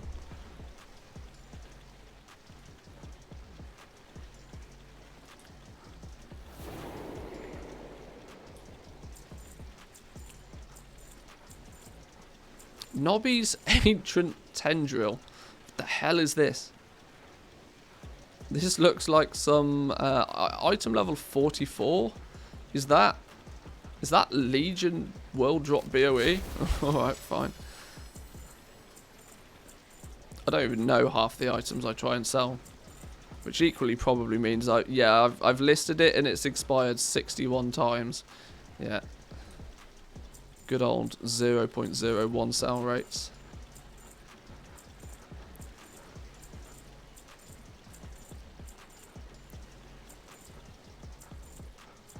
$50 gold average sale price.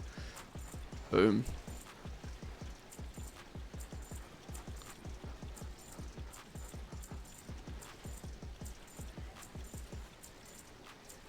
Want to buy Ledger for deposits? Does TSM not track deposit costs at all? I don't think it does it? No, it probably doesn't, because it doesn't create a log of anything anywhere. It just happens. So yeah. This is why your TSM graph can often look very different to what these numbers do down here. Because they're tracking and displaying. There are variables between these two, which is the problem.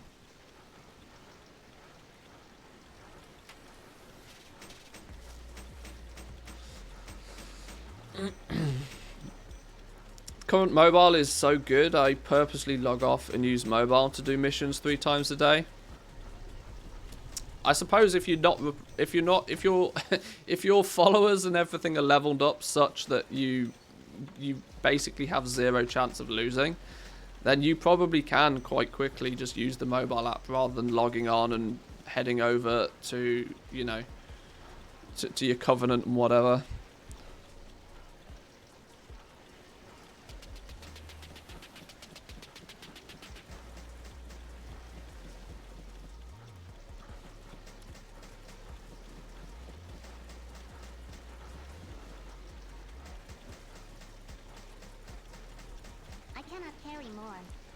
It's taken a lot longer to relist all of this stuff than I expected it to. We are nearly 2 hours into the stream and I've barely left the auction house. What have I been doing?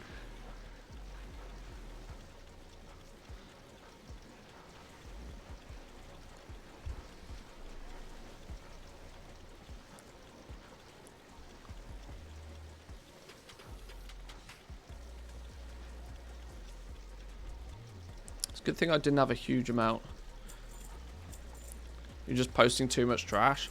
Well, yeah, I have tried to, on this realm, I have tried to purge a bunch of just random old stuff, which is why my total auction listing quantity is just too big right now. My ideal sweet spot is posting and dealing with about 200 to 300 items We're nearly triple that at the moment, which is bad. But there's no easy way to get around that. If the only way I'm going to sell these old trashy items is to continuously, day by day, actually post them. So they got to be dealt with, but once they're gone, they're gone.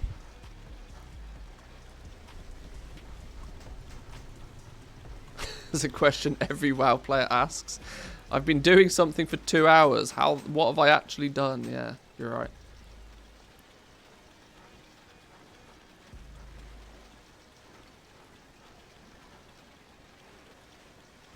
I know it's fun to have a massive factory, but making 10 gold on a craft is just not worth it once you're at the point that you're at. Yeah, I know. That's why I'm purging stuff. Once it's gone, it's gone. So that I then eventually don't ever have to deal with it again.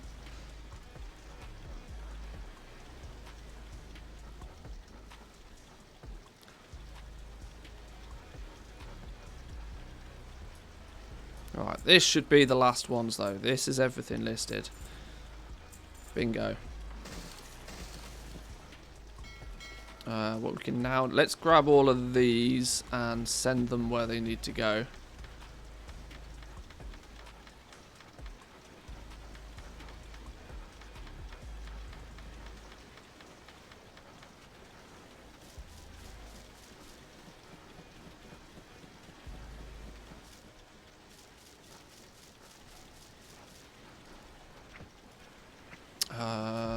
Blacksmith can have all the Shadowgast ingots. I think and probably this Leystrite ore as well. And then the rest of it goes to my leather worker.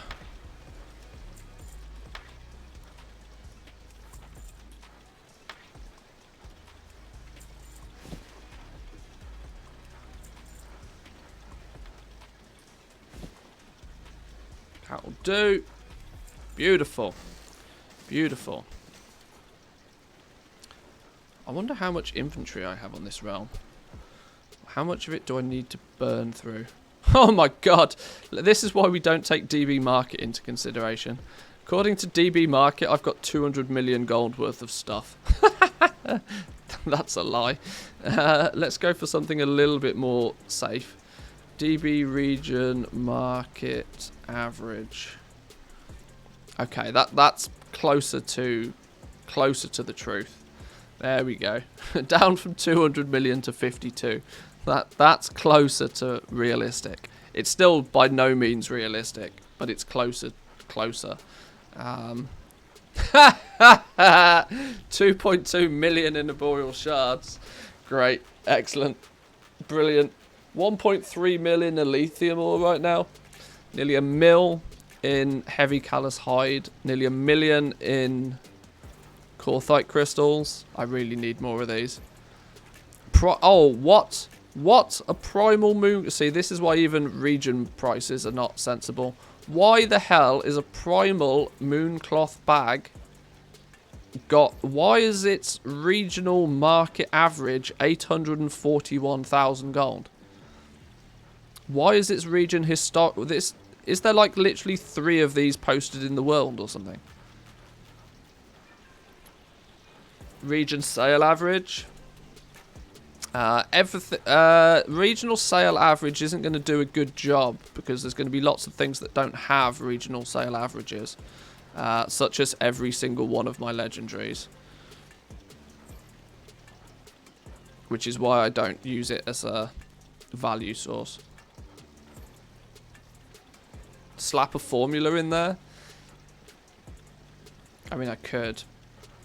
I don't particularly care. I was just curious what this was going to be. More importantly, I was trying to find anything that jumps out as being stupid, like this Eben shadow bag. It's a TBC tailoring bag, apparently. 20 slot bag. Market value 1.2 mil. Regional market value average 558,000. 0 sales data on these. Meaning that they probably don't sell ever. I'm not surprised considering they cost nearly 3,000 gold to make. I have no idea why I own this. Literally no idea why I own this. On a really random character as well. Which makes me believe even more so that it probably doesn't even exist. This is probably a glitch in the Matrix.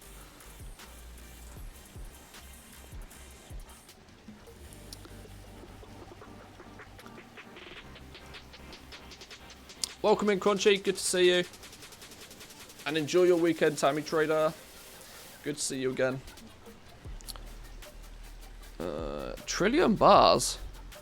Why have I got nearly 2,000 trillion bars still? I should be doing something with those. More than a token's worth of trillion bars just somewhere for some reason. Axe of the Enforcer, 341,000 gold. I think not. I think not. Although the regional sale average on this bad boy is 25k. Jesus. Maybe that is worth something. Squirrels Unleashed, yeah, a little bit. 300k in living steel.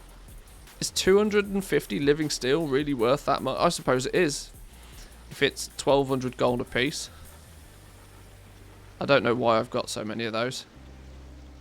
6 Swift Spring Striders. It's nearly February again and I haven't bothered to sell any of these. Oops. Well, at least I bought 8 of them for 17,500 gold.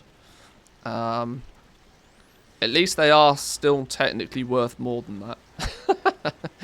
The fact that I haven't put them on the auction house barely once in the last year is, I do know why you've got those. Panthers? Possibly. Possibly. That's probably a good estimate. A core felt cloth bag for 250,000 gold. Another one that I think not. Whoa! What's going on here? Why is the crafting cost of a core felt cloth bag 65,000 gold all of a sudden? What? How is 20 pieces of felt cloth supposedly worth 64k? Oh god, old world stuff is just bonkers.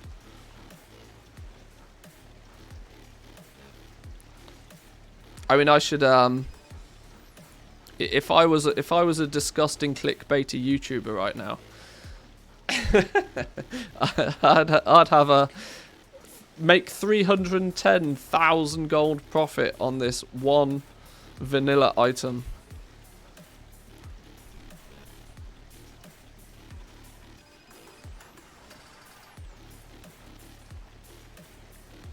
I've got 200k of Elementium bars. 3,500 Elementium bars still.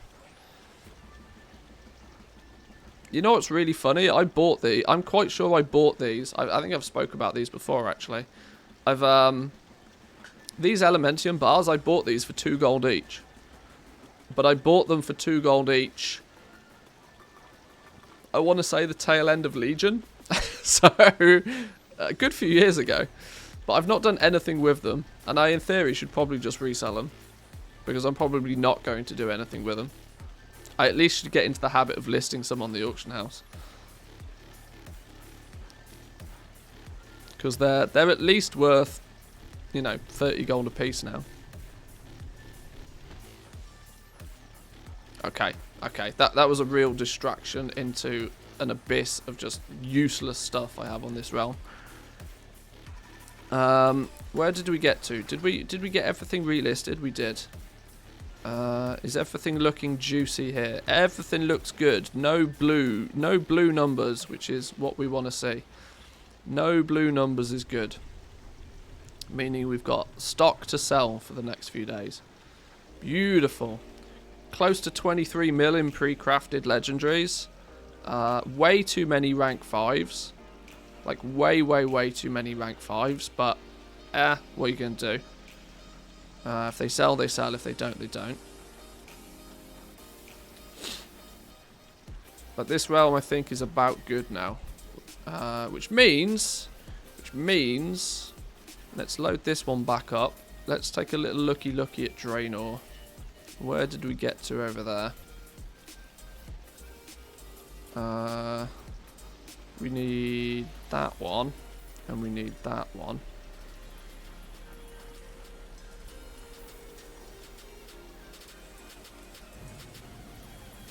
I been emptying some old guild banks, made a few 100k gold while at it. Lots of stuff still retains its old value.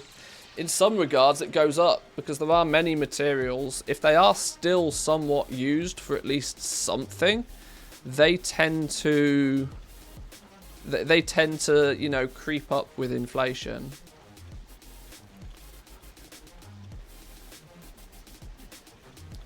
Have I ever considered starting up on one of the 2 big alliance realms? Your alt realms are all Horde, unless I missed it. Correct, they are. But that's mainly only because even the largest alliance realms are... I mean, it doesn't really make any difference. My goal when I moved to the big realms was to just move to the biggest realms.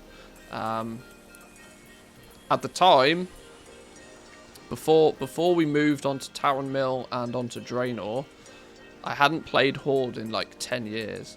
So it was a good opportunity for me at least to see the game from a Horde perspective. But I don't really need to so much.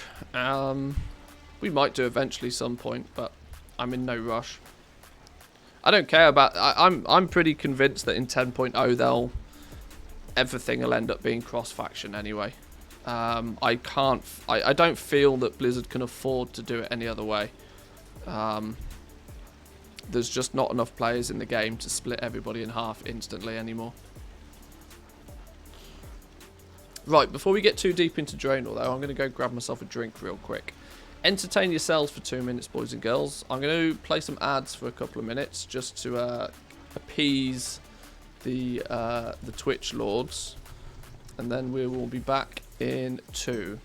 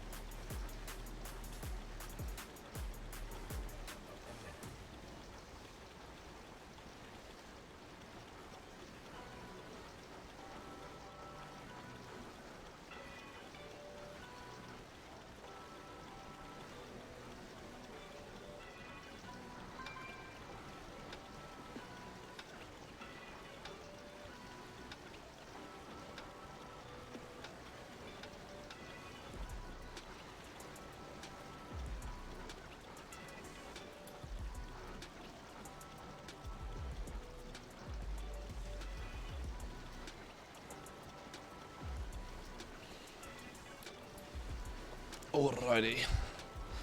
10.0 leak on MMO Champion. No idea if it's real, but it looks hype. Never mind, the user's banned. Oh, well, that didn't take long. That didn't take long.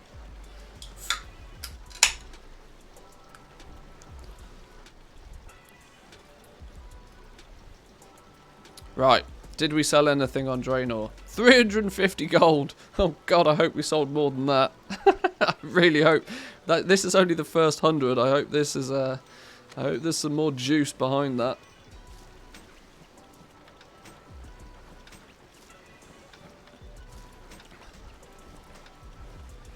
There better be. We need some gold for a recraft.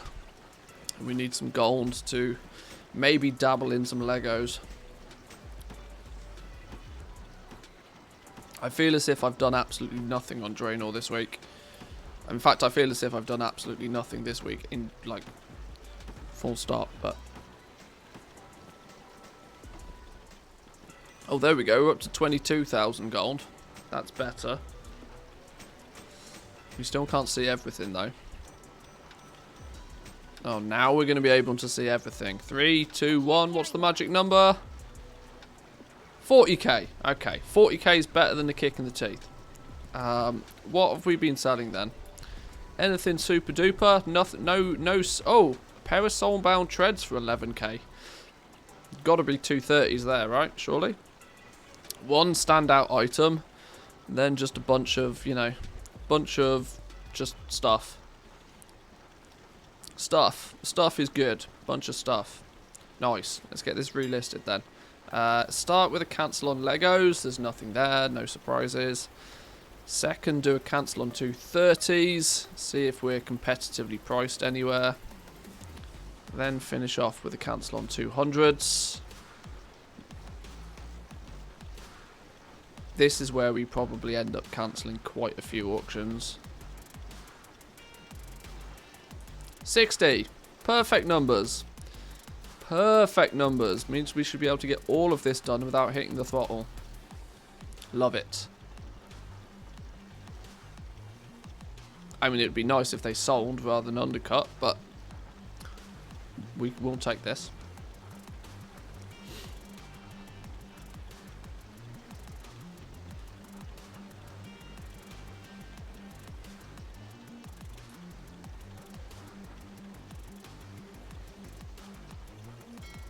Alrighty, let's get everything relisted then.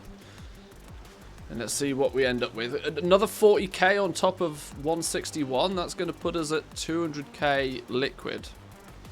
I'm thinking before we get too further into legendaries, what I should probably do is get to the point where I've got enough gold on this realm to make it self-sufficient.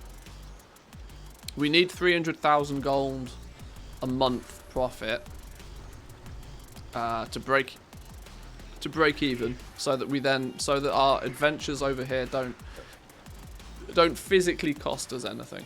We can then get a month of game time out of the way, easy peasy.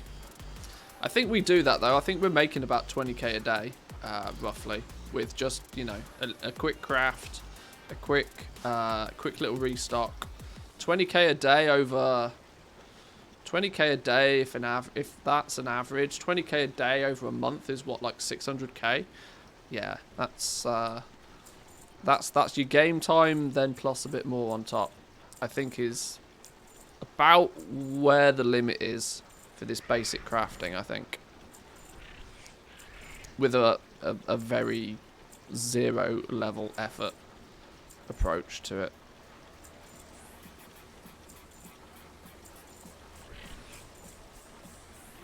Now, the downside of just cancelling it means our actual post scan is being throttled. That's never something you want to see.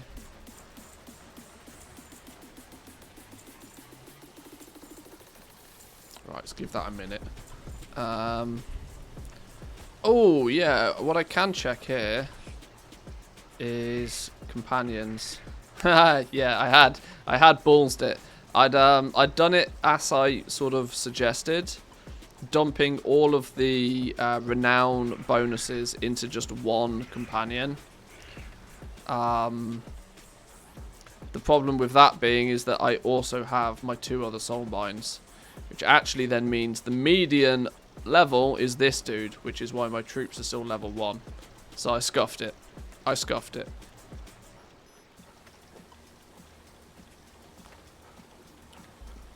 I could, in theory, swap to a different covenant, but I ultimately want to be Night Fae for the mission. If I'm going to do mission table stuff, I want to be Night Fae anyway.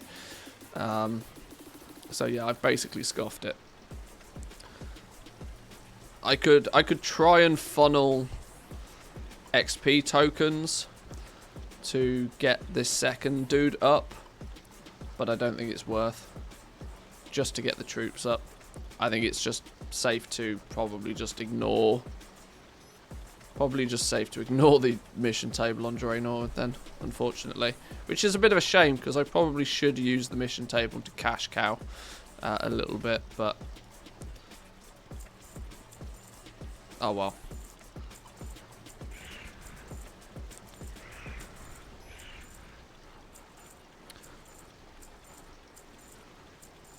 I maybe should just do it for the purpose of the, you know, Gold Factory series on YouTube, just as it is still something that even if you don't min-max it, even if you do it the regular way, it is still worthwhile doing.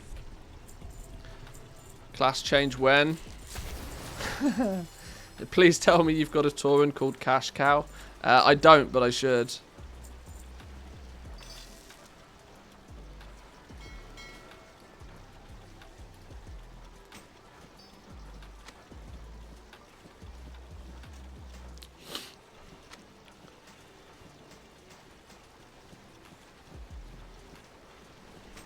I mean, it is definitely worth to do the mission table if you're religious enough in logging into those characters and actually doing it every day.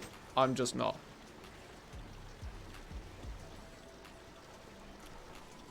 And this is a problem I have with lots of elements of goal making, which is bad because one thing that I try to do is to, you know, put information out there that makes it easier for others to make gold. But I equally find it difficult to do that when I'm not actively doing whatever that thing is myself. I'm happy to talk about mission tables and stuff all day long and put guides out on how to upgrade them and how to level them and all of that sort of stuff, but it's more difficult to do all of that sort of stuff when I'm not even using the damn things myself. I wonder how Zan's doing with his missions on his army. I don't even think Zan's really playing WoW much at the moment. Obviously, he's not streaming currently, and I think he's about to go over to America. Is he not? I've not been keeping track too well, if I'm honest. Sure, you can make some nice gold in 5 minutes on the mission table, but you'd make more if you just crafted for 5 minutes and listed it. This is a conundrum that I struggle with frequently, and this is why I want legendaries to burn in a hole. I want legendaries to go away. I really hope there's not anything like legendaries in 10.0, because for that exact reason, spending 5 minutes crafting and selling legendaries is 10 times more valuable a use of my time than doing anything else by a mile. So anytime I spend doing something that's not progressing forward with legendaries, I feel as if I'm actually going backwards, which is annoying. I wouldn't mind, you know, I don't mind dabbling in 10, 15 different markets if needs be, if they're all kind of worth my while. But when legendaries is so far ahead, it's really frustrating. I haven't I mean, like I said, I can count on one hand the amount of herbs I've milled this expansion. I have not touched alchemy at all this expansion for that one very reason, that to spend time crafting potions or to spend time crafting shadowghast ingots or enchanted heavy callous hide, there's just no competition, literally none whatsoever, which is, yeah, why I would quite happily see the back of legendaries at this point. Super good for making lots of gold, but so boring. So boring.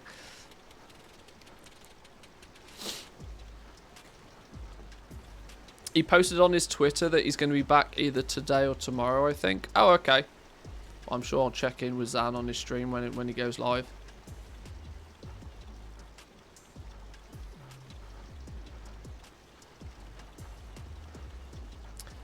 Listing for only 5 minutes means you'll get undercut within no time to fight back. My big approach to counteracting that is just to slam the margin into the ground. It's amazing just how quick people stop cancel scanning and undercutting your items when you're posting them at crafting cost. It's incredible how fast that happens.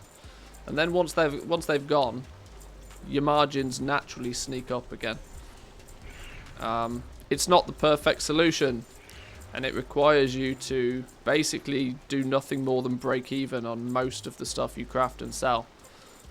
But you know, it I haven't actively sat down and done cancel scanning in months on any of the realms that I play, because it's just boring. I can't. It's just not fun. It's not fun. Cancel scanning is fun if you can make a quick couple of million gold out of it. But it's the problem with the cancel scanning thing is, unless you are making more and more and more and more and more and more and more and more and more gold every hour by doing it, it actually just gets boring like instantly. But if you can find an hour in the day where you can do like hardcore cancel scanning, sit on that auction house throttle for an entire hour, undercutting, reposting, cancelling, reposting, cancelling, reposting, and at the end of that hour, look at the bottom corner and it says 500 auctions sold, 7 million gold incoming, then cool, that's good fun. But for every hour that you do that, you then have 5 hours where you cancel scan for an hour and you sell 2 things, which is why I just don't do it anymore. I'll do it when it's a brand new patch, when the market is exploding, then I'll cancel scan. But there is no way I'm cancel scanning in downtime, because it's just not worth it.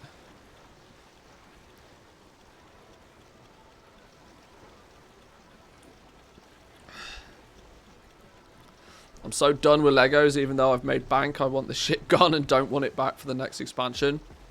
I'm in the exact same boat. I would more than happily see the back end of legendaries. But the problem is for as long as they exist, it's super difficult for me to focus my time or efforts on anything else. Which is the #1 reason why I'd be happy to see them gone. Very happy to see them gone. You're saying it's like taking drugs, you build up a tolerance quickly? Well, you do. You do. Like, if you make 200,000 gold in an hour, the first time you do that, that is the biggest buzz. Because if you've come from the world of farming, you have never seen 200,000 gold in an hour. You've never seen that kind of gold.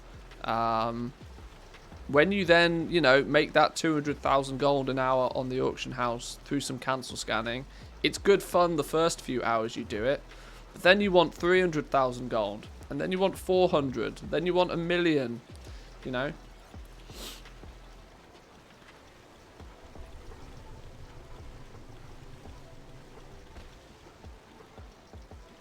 be honest, I like it. I can limit my time spent on WoW to just Legos.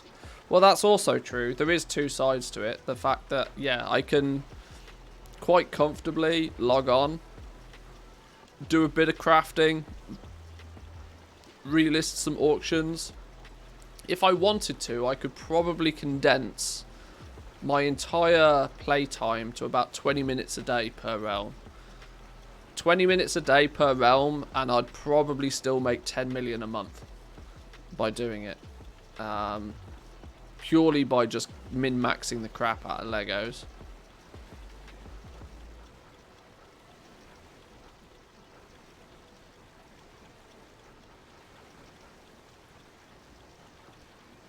Opening a 1 mil mailbox the first few times was like, oh my god, this is the best day ever. Now that million mailbox is like, crap, I didn't earn anything. Yeah, it does get that way. We are though now on Draenor though, Project Draenor. We are at the wealthiest point we have ever been by the looks of things, according to Trade School Master. We are now at a grand total of 227,000 liquid gold on hand, which is the wealthiest we have ever been. We are, though, for sure going to end up spending most of that in a minute when we do a full restock. But some interesting numbers, just very quickly. In the last 30, where is this? In the last 30 days, we've done over 2.2 million in sales. So let's go by the assumption the absolute worst case scenario of us making minimum profits, which our trade school masters set up to be 10%. Even at the absolute worst case scenario, we've made 220k profit this month on Draenor, which is nearly your token. It's your token if you're doing this in the US. It's not your token if you're doing this in the EU. But that's worst case scenario. We've probably actually done double that because our margins on what we're selling is actually pretty good. Sweet profit together. Hey! Payday sub day Zoe we. Woohoo! Thank you, Crunchy. Appreciate it. 6 months. 6 months. Thank you. Appreciate that. We've probably, though, done more than the absolute bare minimum 10% profit. Our profit margins generally are pretty okay because of what we're selling. So it's probably closer to 20 to 30%, which would mean off 2.2 million in sales, we'd be looking at between 400 to 600,000 gold actual profit. If we weren't to have reinvested any of that, we'd obviously just be sat on it. But obviously we are reinvesting it slowly and surely into legendaries, which is where that gold has disappeared into. But it does mean that we have now covered the cost of rank 1s in jewel crafting at the very least, and now got back up to where we were before we invested in rank 1s for jewel crafting, which is good. We just need to keep spending. This is the trick now. The trick now that we know that the gold you could, in theory, you could sit back now and you could, instead of investing all of your gold into legendaries, just bang out 600k a month. There's your token covered. There's 300k on top for you to do whatever you want with. You're now sorted. You could just live off that. You've got the foundation. The main factory is doing its job. It takes you 20 minutes to recraft a few things every couple of days. Bang them on the auction house. No cancel scans necessary. Boom. Hey presto. We're all golden. Now, I'm obviously going to take this and then start pumping any of that gold we make into legendaries, because we know that eventually the ceiling of opportunity is much higher there, which is where we're going to shoot for. Quick question about the subs. I usually change my sub to manually renew it. Does that affect you in any way? When we choose to not renew and select, I prefer to I have absolutely no idea, Crunchy, if I'm honest. I have absolutely no idea if it makes a blind bit of difference. As far as I'm concerned, I'm on a 50-50 split with Twitch on the subs. So if it costs you $5, I get 50% of that. If it costs you, so whatever it costs you to sub, I get half of it. That's about as much as I understand with Twitch and its subs.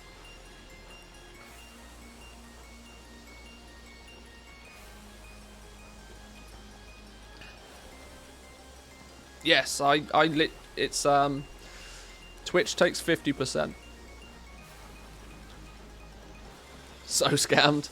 Yeah. It's why I promote Patreon more than I do Twitch subs. I obviously fully appreciate the Twitch subs. It does its bit to support the channel for sure. But I will always, if somebody asks how they can support, I will always promote Patreon first. Because Patreon, for reference, takes roughly 20% instead of 50%. So feels wrong me not having the coffee mug here. I get it. I would, given the choice, I would just synchronize them all together, but that's not possible, unfortunately. I can't.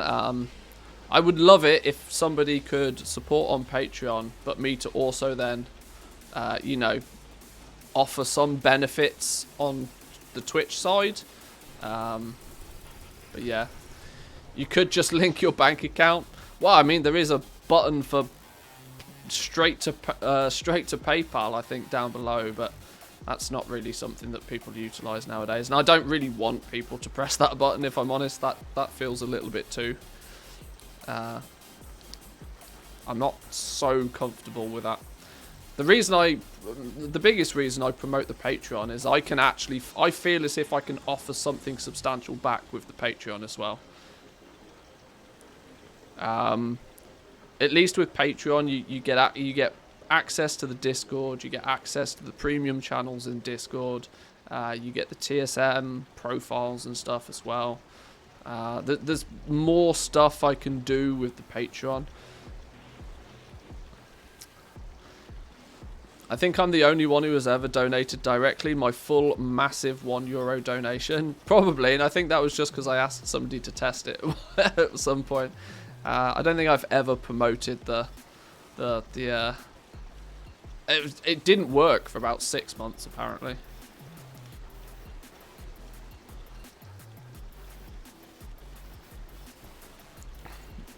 But it's also why you'll see there's no like sub goals, there's no follower counts. I've removed all of that off the stream overlay. I'm trying my hardest to keep Twitch less business focused and more just chilling, just relaxing with you guys. I have the Patreon, I have the YouTube now. That does what it needs to do. Like I said, that's not me being ungrateful for the support that I get through Twitch. I obviously am, of course. Why would I not be? It's just I'm not considering this as a business-focused drive. I'm streaming because I enjoy streaming and it's fun. And I enjoy chatting to you guys and just talking through stuff.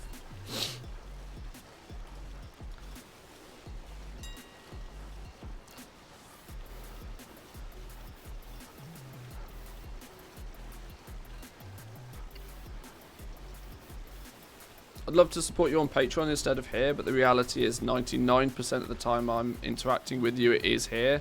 As good as the profiles are, I've got my own, and most of the videos now I either know already or saw you plan it on the stream. So yeah, this is the thing. The stream is most often used for me to plan whatever it is I'm then going to do in the videos. Is that your wallet? Most often that's the way. Both, I hope. Okay, take my money. Thank you, I appreciate it, Kahani, thank you. 300 bits, puts you bits leader. Let's make sweet, sweet profit together. Oh, and Crunchy with the bits, thank you. You guys are pushing hype trains now. Choo choo indeed. Choo choo indeed. Thank you, boys and girls, I do appreciate it.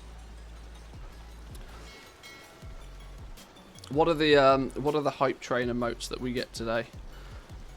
Hype cool, hype love, hype sleep, hype pat, and hype lull.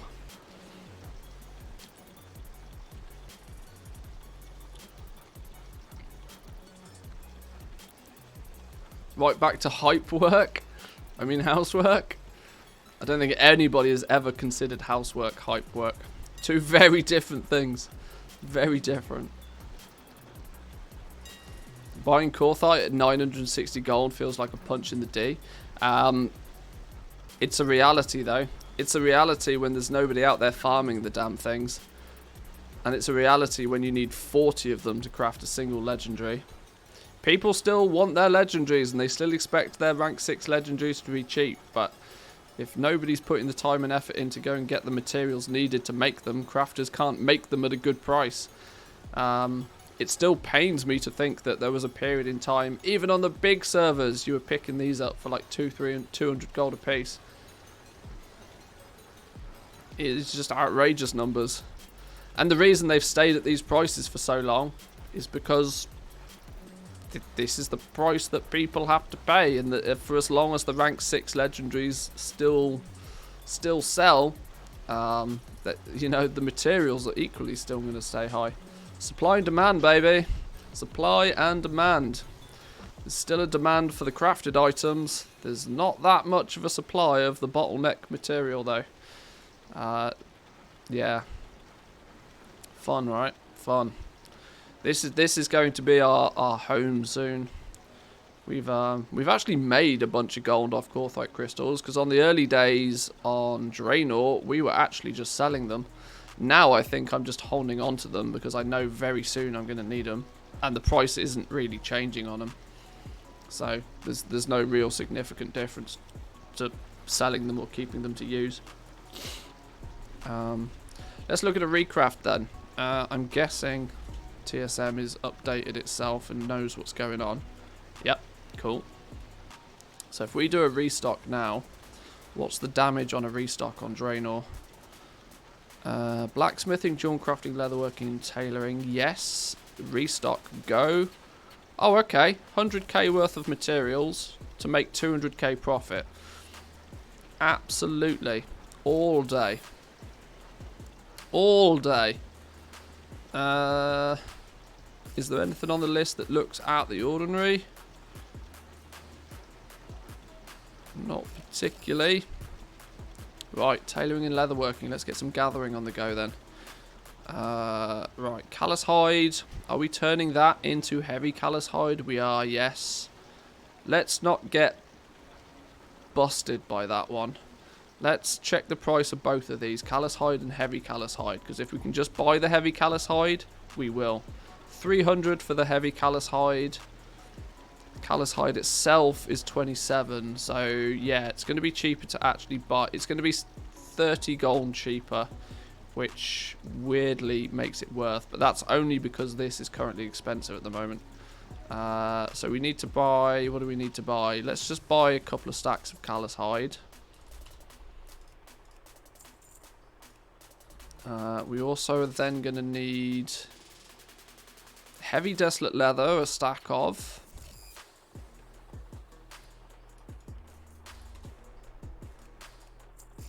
Lightless silk, a stack of.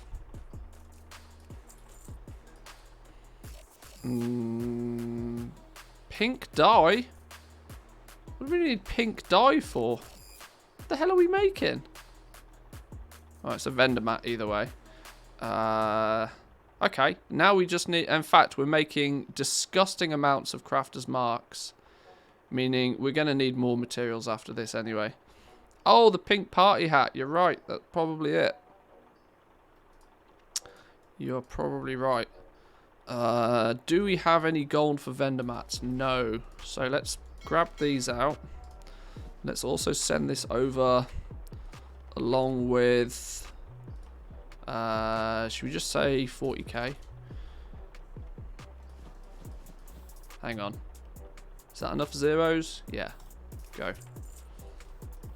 I'm out of range. Yoink.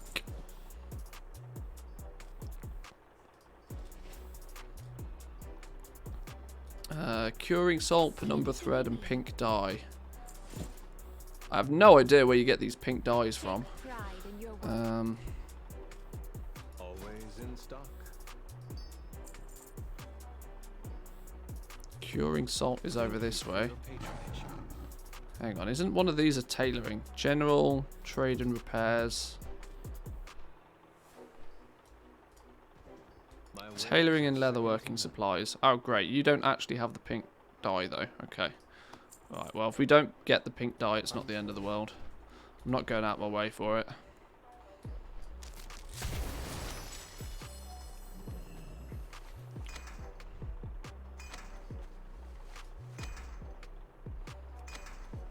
You are right with the pink party hats, yes.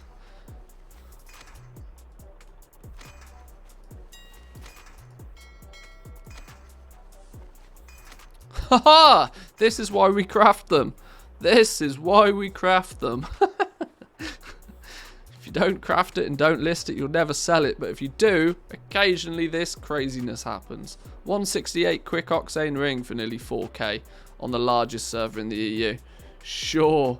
Sure. 120 gold crafting cost. Don't mind if I do.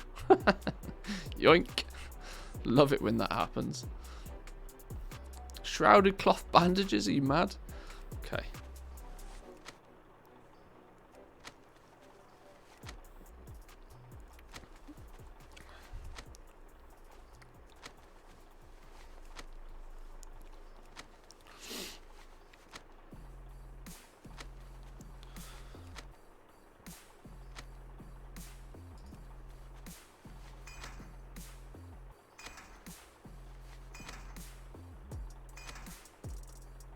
Hang on, is it making crafters marks with tailoring?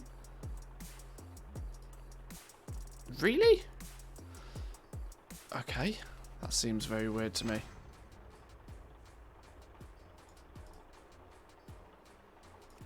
Right, well, I guess we should trust TSM.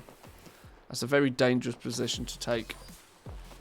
I'm literally the first person to advise people to not blindly trust what Trade Skill Master tells you to do. But I guess if it's telling us to make the crafter's mark of the chained arm with tailoring instead of leatherworking, I guess. We still need a stinky amount of crafter's marks, though. We still need 38 of these bad boys. Why and how is it expecting us to get those?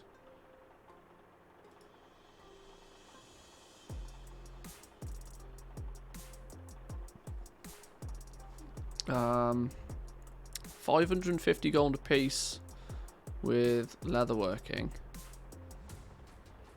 700 gold a piece with tailoring. Okay, well, we're definitely not making them with tailoring then.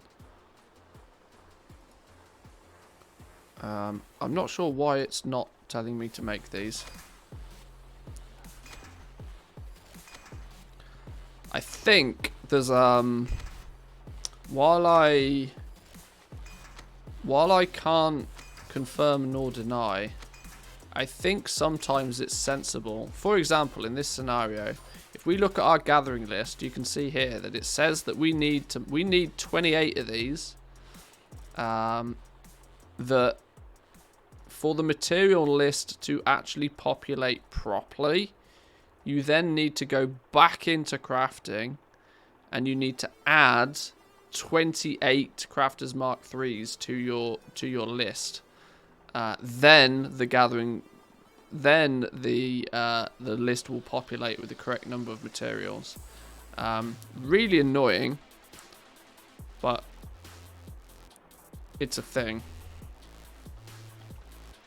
Literally, the #1 tip you always give us is don't trust add-on. Yeah. Like, it's like trusting add-on. Blindly trusting an add-on is usually a bad idea. You need to understand what the add-on is actually doing or suggesting you do, and more importantly, why it's suggesting you do that.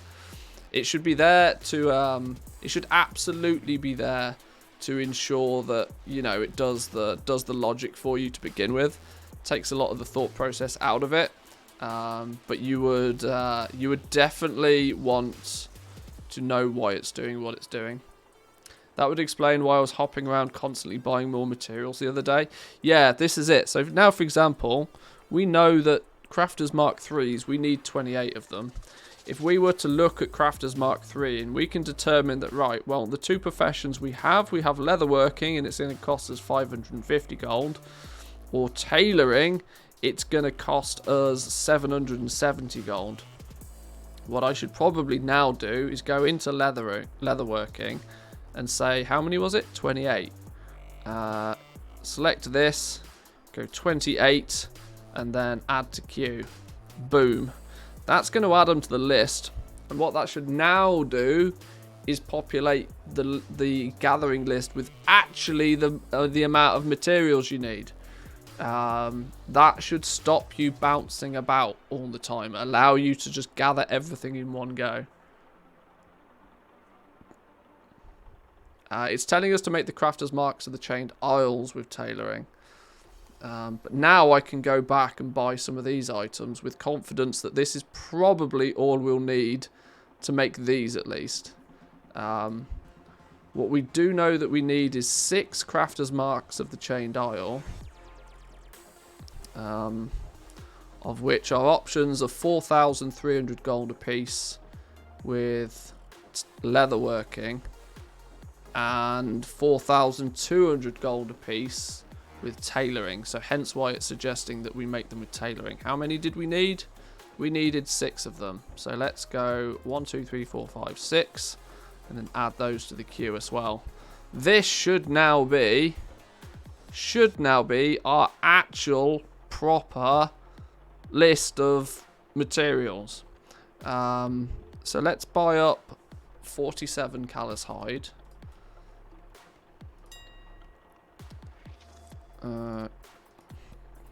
We never buy less than a stack nowadays because it seems silly to.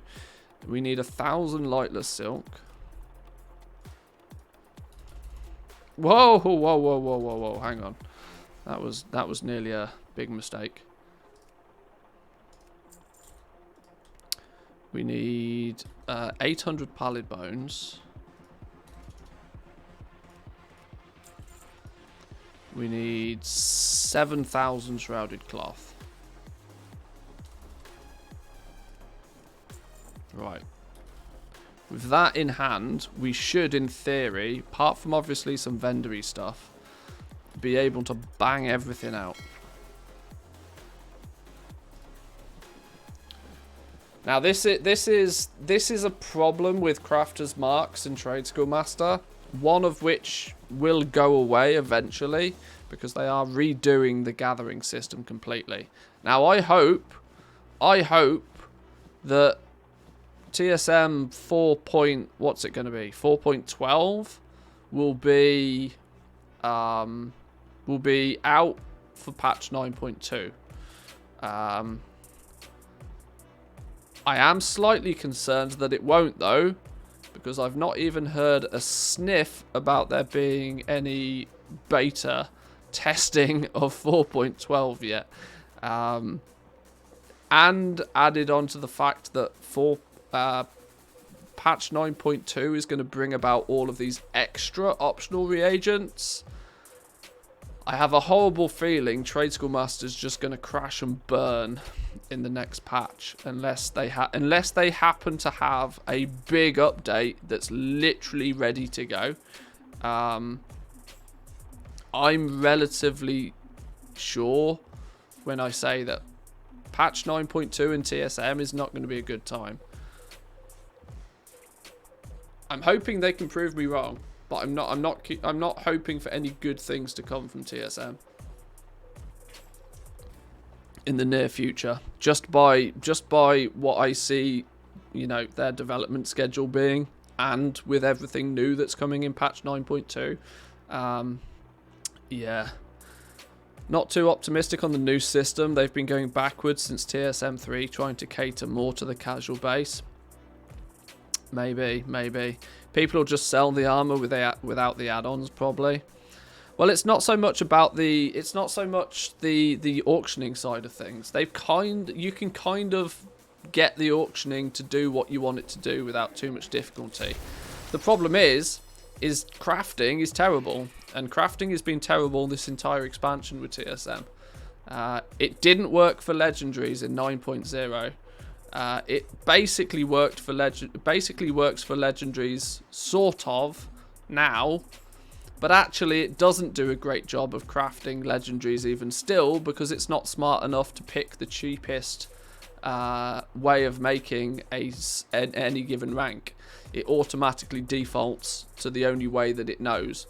So even crafting is not great for Trade School Master right now. Going forward into the next patch, I really equally don't think that TSM is going to be great for crafting, because I mean it still hasn't got Crafter's Marks working properly even at this point. So yeah, in 9.0 I was able to craft a 175 legendary with TSM. Yeah, it's good. Yeah, I don't know how that works.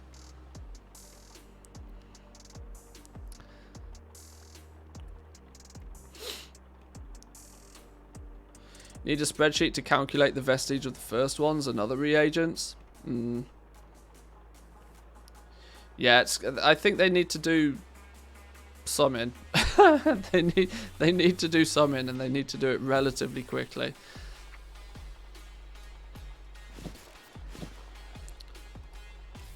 Like I said, I love the add-on to bits, but at the end of the day, if it doesn't do what I need it to do, or B, what it advertises to do, there's a problem.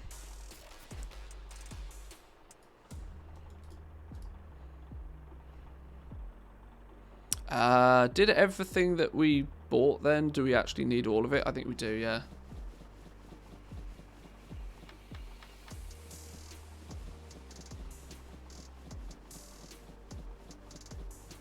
Right, now in theory, that should actually be everything that we need, apart from a little bit more per number thread.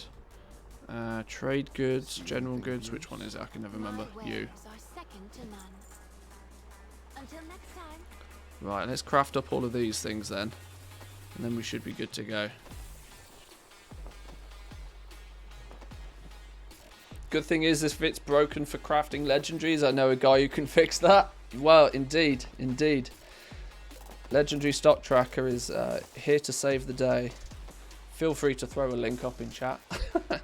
You have your command, you can use it. Population on my server went down so much, don't know if it's going to be worth going back to selling Legos. Sometimes that's a good thing. If the population went down, hopefully it took a few goblins with it. Less competition when selling them. Don't forget, when players leave the game, they leave from all aspects of the game usually. If anything, you might be in a stronger position, considering you've already got the ability to craft and sell them. Anybody else might not.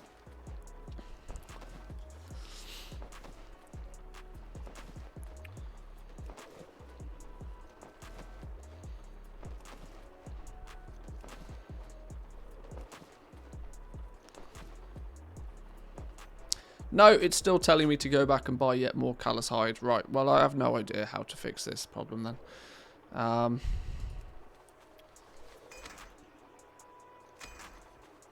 Let's see what happens when we craft up all these crafters marks. We in theory have it now says we need 40 more curing salt still. Why didn't it tell me that a minute ago? Ah, this is annoying.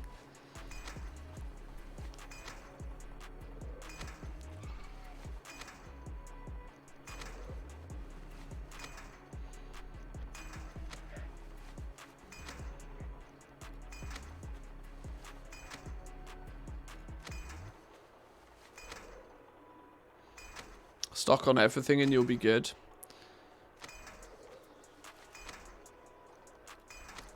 That's pretty much a safe approach. Right, I guess then we need more stuff. More curing salt is over this way. Something for every occasion. Come. Let's get these things made.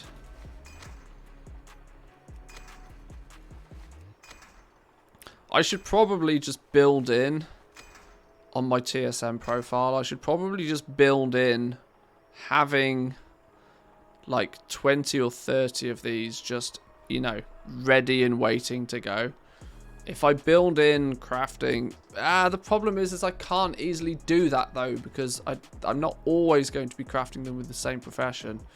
I suppose I don't know. Maybe I'm probably, based on these pairings, always going to craft Crafter's Marks. Crafter's Mark 3, I'm always going to do it on a leatherworker, I'd imagine. The price difference is just too dramatic.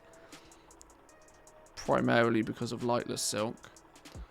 Oh, I don't bloody know.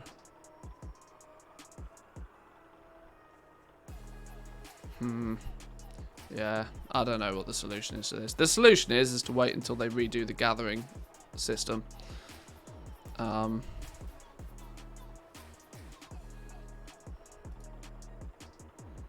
Yeah, so now actually what I can now do is, now that I have collected all the materials for those and made them, I can delete these off because I don't actually now need another 28 of these. So if we say goodbye to those, we then also go to tailoring and say goodbye to those. Because we've actually made them now. Now this should actually be... Oh, it's a real amount. It's an unnecessary amount of swapping and changing. That is not obvious to General Joe that you should do that. Callous hide. More callous hide. I thought we overbought callous hide last time anyway. Apparently we didn't. So much for having 200k. That went pretty quickly.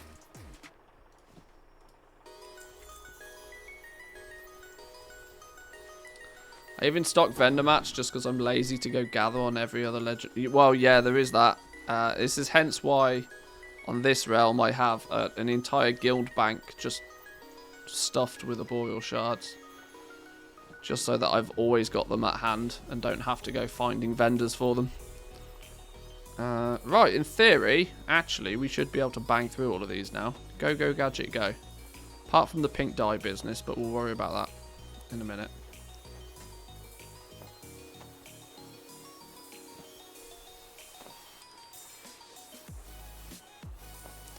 I've only got one crafter with the rep, so I've got to fill those mailboxes with vendor mats anyway. See, if I wasn't fighting for... If liquid gold is... if capital's not the problem, then you can easily do that. On Draenor, though, we're still, you know, strapped for cash. So I can't just buy up a million arboreal shards just you know, just so that they're ready. Got to do the legwork to begin with.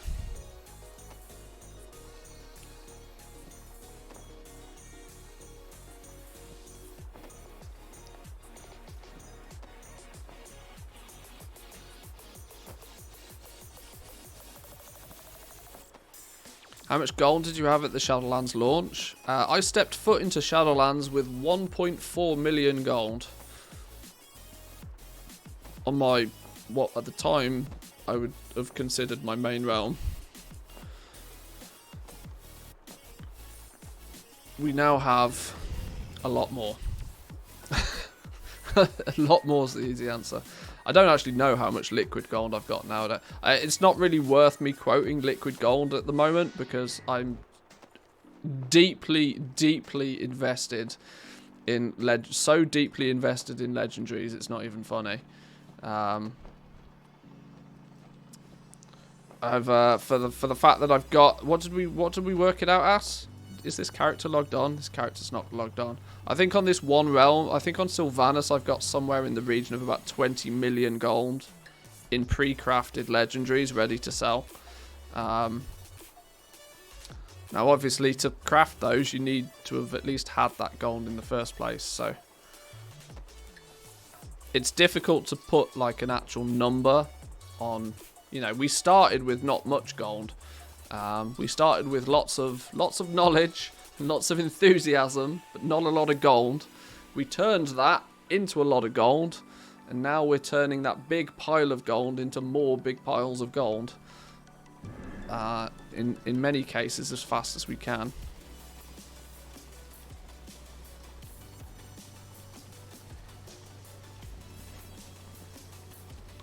I'm afraid Blizz is going to make 10.0 not so goal making friendly. I don't really care what they do as long as they get rid of legendaries. I would prefer the difference between the gold making possibilities to be much closer. You know, bit of crafting, a bit of consumables here and there, maybe crafting up some enchants and gems. Heaven forbid, even maybe doing a little bit of farming here and there. Give me an incentive to push into the pet market. Give me an incentive to go and maybe start ensuring that I have all of the crafted mounts crafted and listed at all times. All of those things previously were kind of roughly always worth doing. Now though, it's legendaries or nothing for me, which I don't enjoy. I mean, I obviously enjoy the making stupid amounts of gold.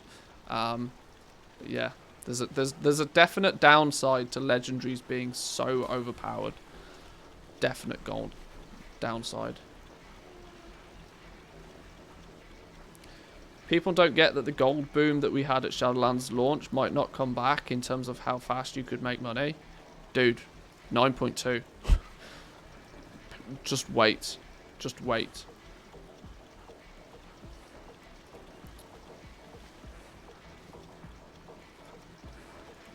The thing is it's not equally shared across the entire player base though.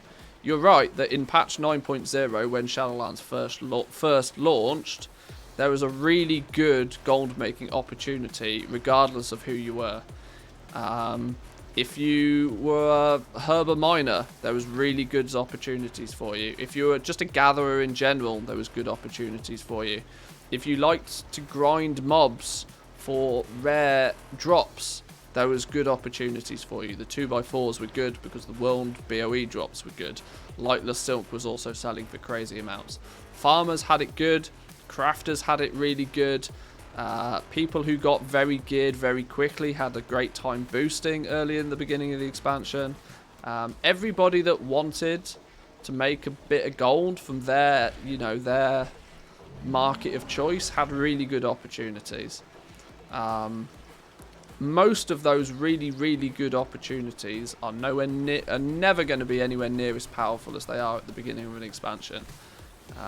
But the way that things are so far looking to be with legendaries in patch 9.2 is if you've been dabbling in legendaries casually throughout the expansion and have got a fair few of them crafted, you have the ability to just craft and sell outrageous numbers of legendaries in 9.2. Actually outrageous numbers.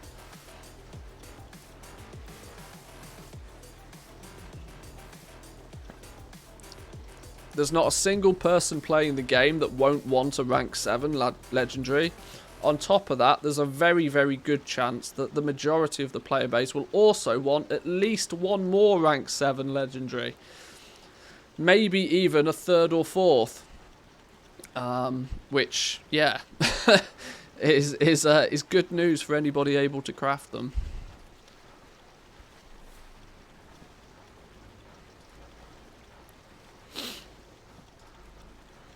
Are we going to have bag space for all of these? We need 4 more inventory slots. We don't have them, do we?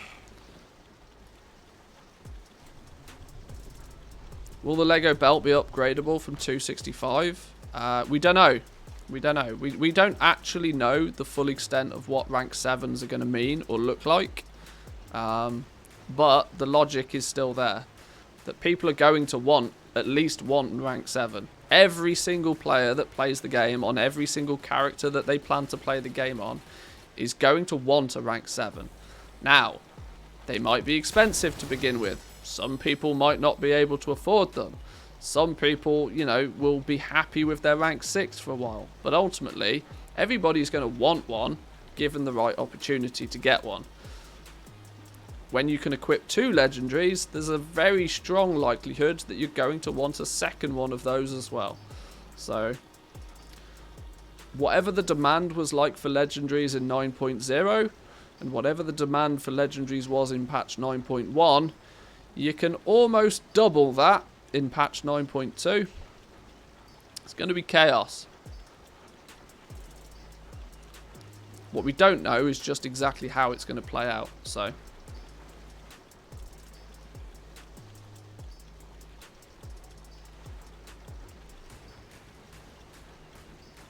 I mean, that's looking at it from the perspective of just, quantity of sales, right?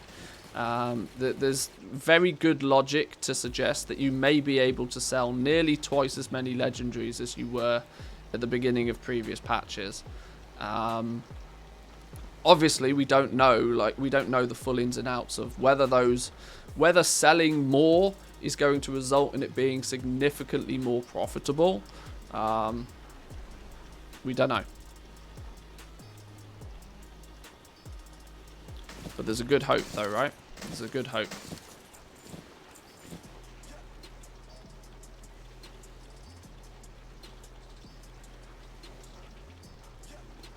What I fear most is the crystal supply. Or the lack of it, I would assume.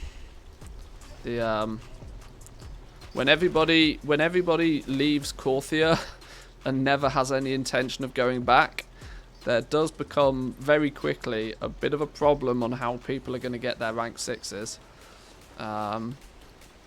Because if it's done in a way that the majority of the materials that become available are going to get pumped into rank 7s, and it doesn't leave many materials left for the vestiges to be used on lower rank stuff, yeah, it might be difficult to start making rank 6s at a competitive price. But there's a float between that though, right? There's a float between, you know, if rank 6s go up in value because the cost of Corthite crystals go up in value, then it actually makes the new rank 7s look a better, you know, choice. But who knows? Who knows? Remember I told you the crystals were 900 gold? Now they're 1200. Yeah. Why would you want to get a rank 6? You'd want to get a rank 6 because you can't afford a rank 7, or you don't have the materials to actually craft or upgrade to your rank 7.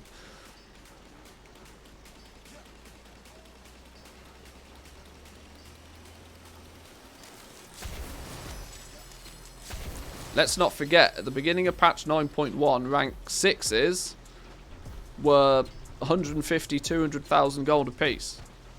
They were stupid expensive, right?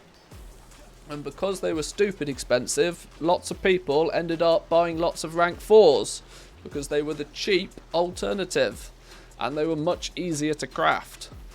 That same theory will continue to apply going into patch 9.2.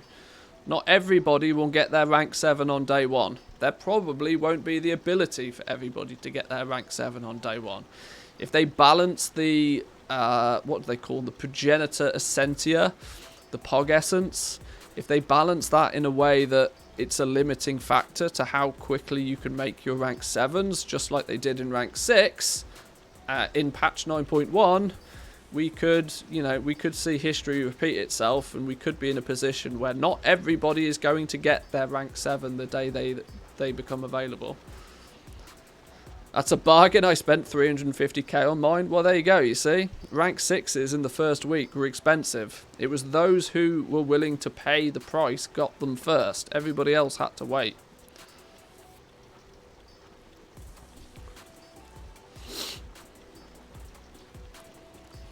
Is it worth farming soul ash to gear a crafter?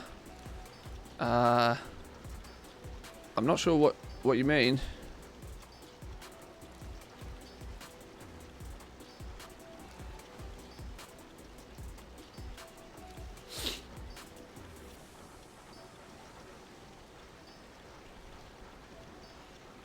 I think rank 4s will still sell well as a base for a new ult.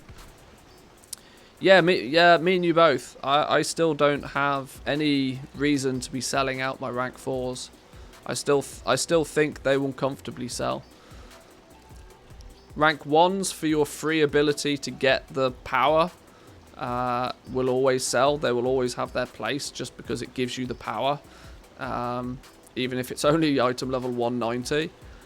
Rank 4 is the next logical upgrade because, you know, Soul Ash is super duper easy to get your hands on nowadays. You can farm up the Soul Ash that you need for a rank 4. More importantly, you probably just accidentally have the Soul Ash you need by this point. Maybe unless it's an ult, but rank 4 would be the next logical step.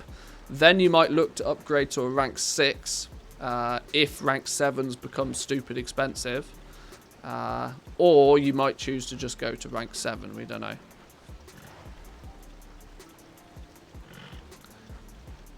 Is there a renown requirement for anything in 9.2? I'm slowly going through and getting them all up to 80. So far, there doesn't appear to be, no. It's important to get renown 80 on at least one of your characters, though. Because what it does unlock is the ability for you to buy the bind on account stuff to send to ults. In many cases. It doesn't appear that it's going to be needed, you know, on ults. But you kind of accidentally get renown on your alts anyway. And it's probably better to have it and have it done, considering you can quite passively get renown. I wouldn't go out of your way to farm it, but, you know, do your Shaping Fate. You're probably doing Shaping Fate on your alts anyway, which is going to get you your renown. You probably want to do the world boss on your alts anyway, either for anima or for the potential gear that they drop, which will in turn give you renown. If you're just somewhat active with those alts, they'll passively get the renown anyway.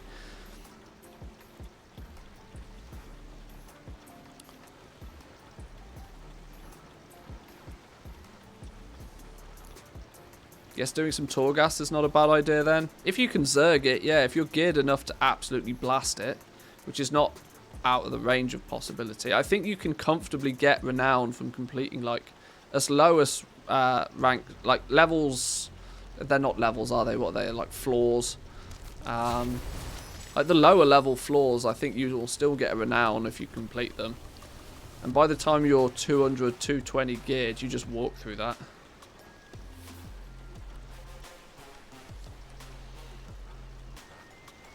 We're spamming layer 9s for quick renown. Doesn't give one every time once you get to the higher renown. Okay.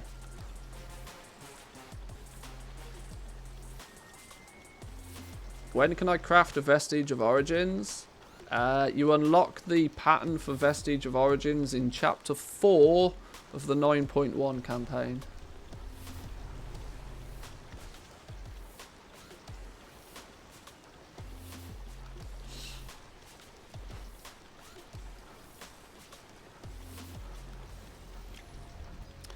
Right, what do we need over here? Probably lots of vendor mats. Lay strike settings, we can buy those from here, can't we? Always in stock. Let's buy 1,000 of those. We need arboreal shards as well.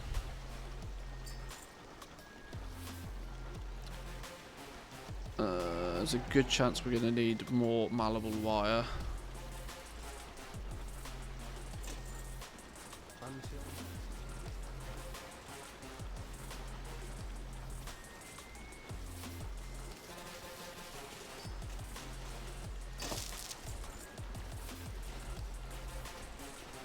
Right, next tune.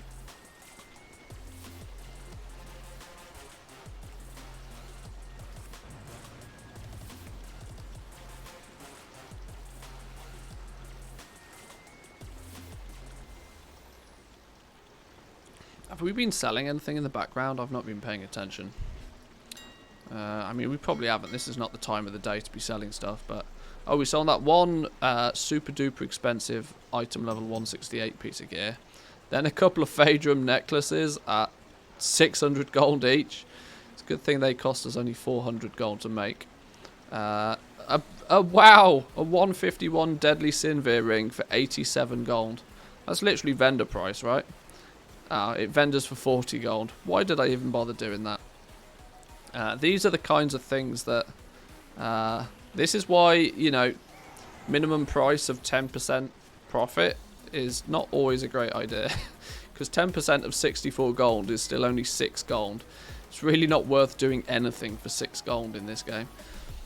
But hey.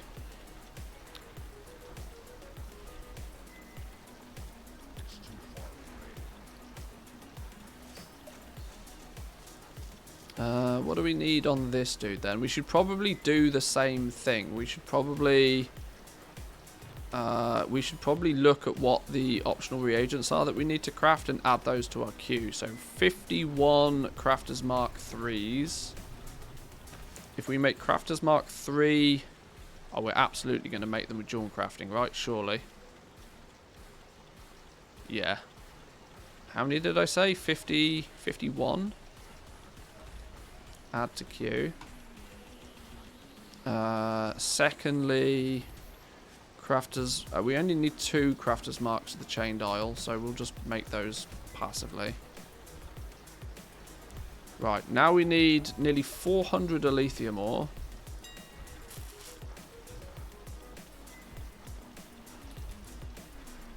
Yoink. We need a bit of Phaedrum, a bit of Sinvir, a bit of Solanum. Always missing Umbreal. Right, a stack of the zone ores then. Right, Phaedrum, where you at? Phaedrum ore. You're nice and cheap at the moment. Phaedrum ore. Sinvir ore.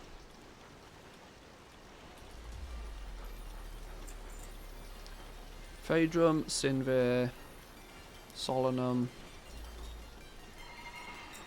What's the last one? Oxane ore. Where are you on my list?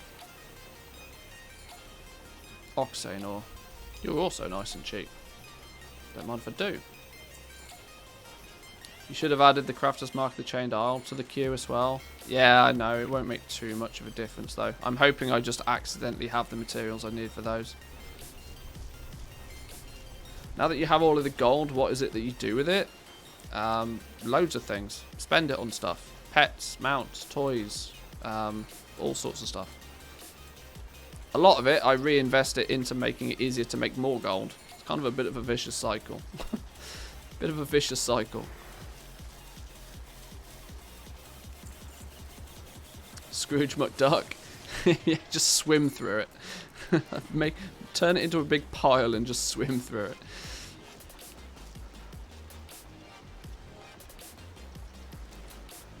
It's not about having the gold to spend it, it's about the fun of setting up the factory. Well, yeah, that's often where I find more fun, is the working out how to do all of the things, how to build it, how to optimize it. That tends to be... Oh, I know why we were buying all that ore. We were buying all that ore to make Shadowghast ingots.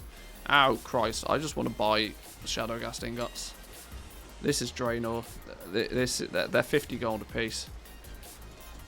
We just buy them over here. We don't craft them. That's silly. It's not silly. It's actually very sensible, but you know what I mean.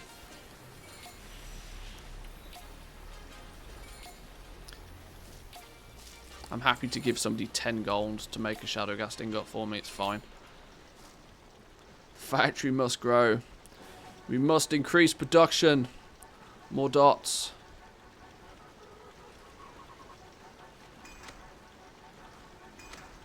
Posted 1 crystal for 100k. Let's see if we can ruin somebody's day.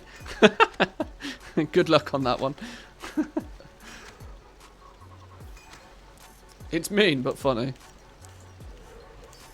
Same reason Factorio is fun. Look at all these materials I've got to spend on making a new piece that makes more materials faster. Yeah, exactly. Yeah, it's the Factorio bug all over. Making the factory bigger. Bigger, better, more efficient, more productive. That's my jam. My guildies have been calling me Scrooge McDuck for like 15 years. That is a big part of it. Why'd you have all of that gold? Because I can. You know, it's one of those. Why'd you drive around in that flashy Ferrari? Because I can.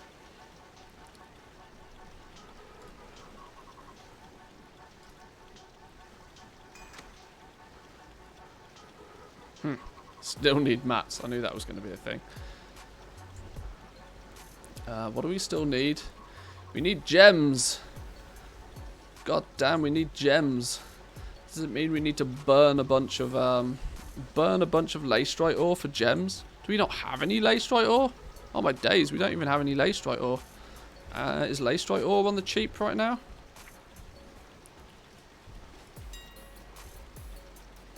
Not really.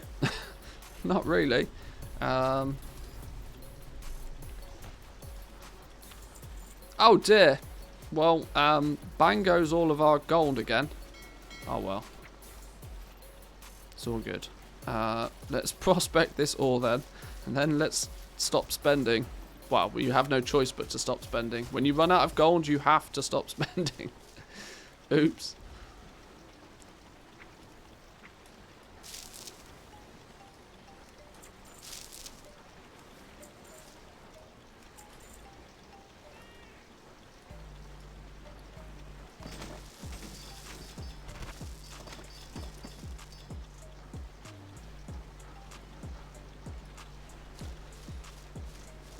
There's an example of what he does with all his gold. Well, yeah, pretty much, yeah.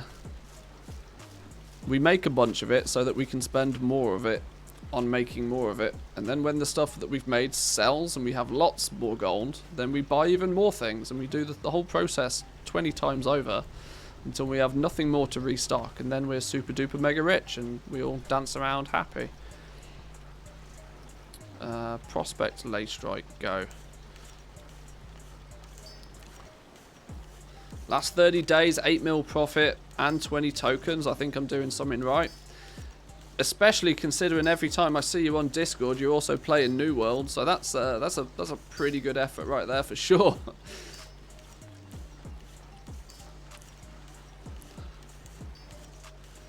No, you see, I spent 100 mil on an item that makes all my crafts 2% cheaper. Now I'm much more efficient.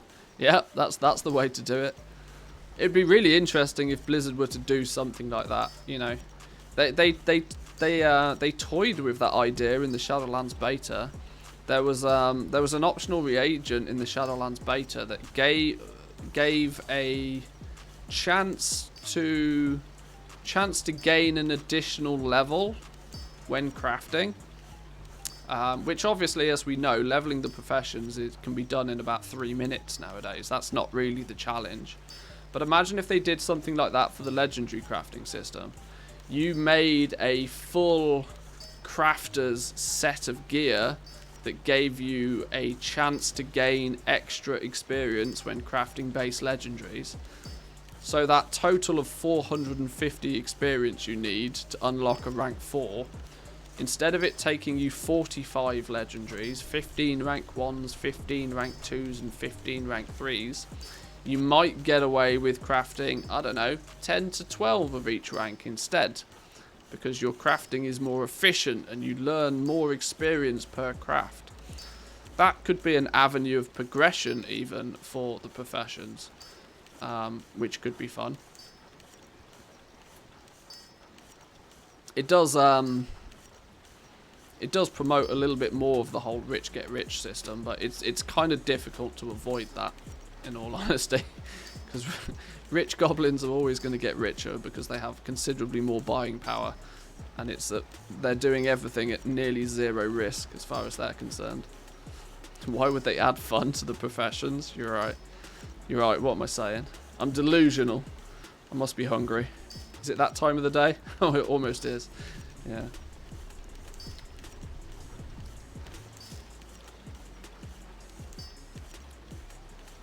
Just mirrors the real world. Well, yeah, pretty much. It's not far off.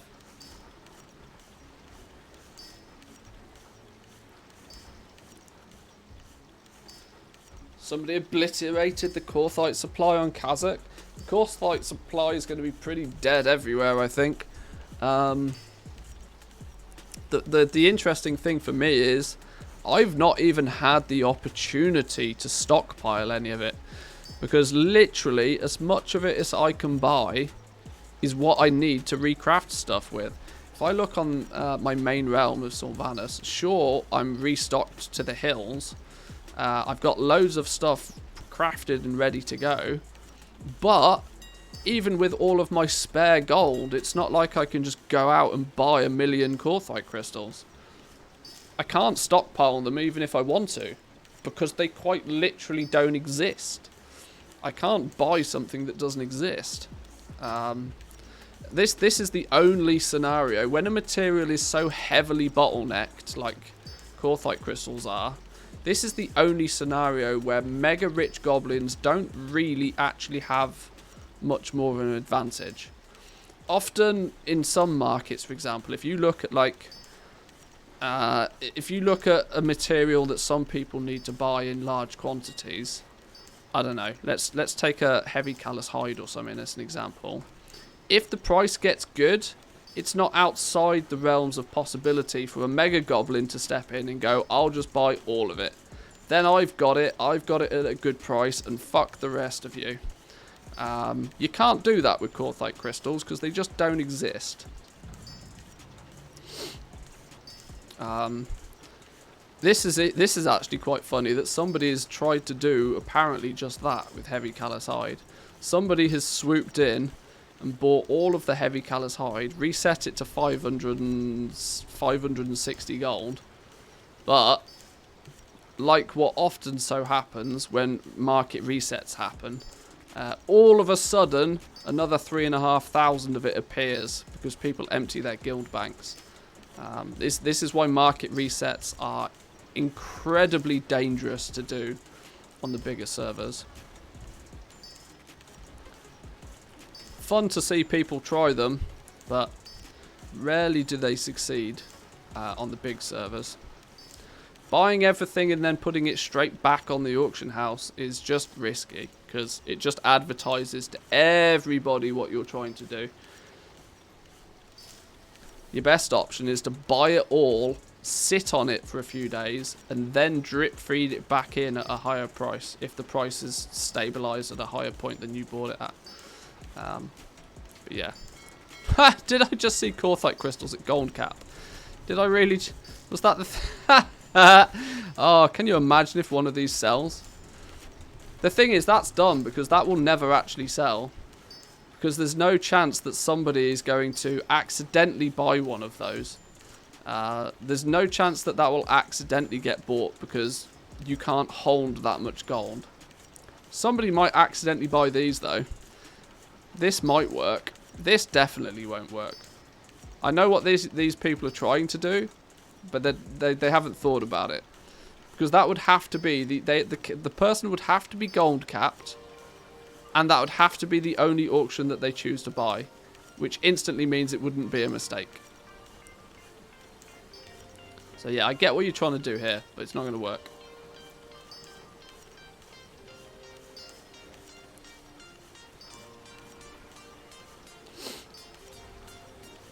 Are we done with this lace strike yet? We're getting there. Have we got the gems we need? We still need more Umbriel, because of course we do.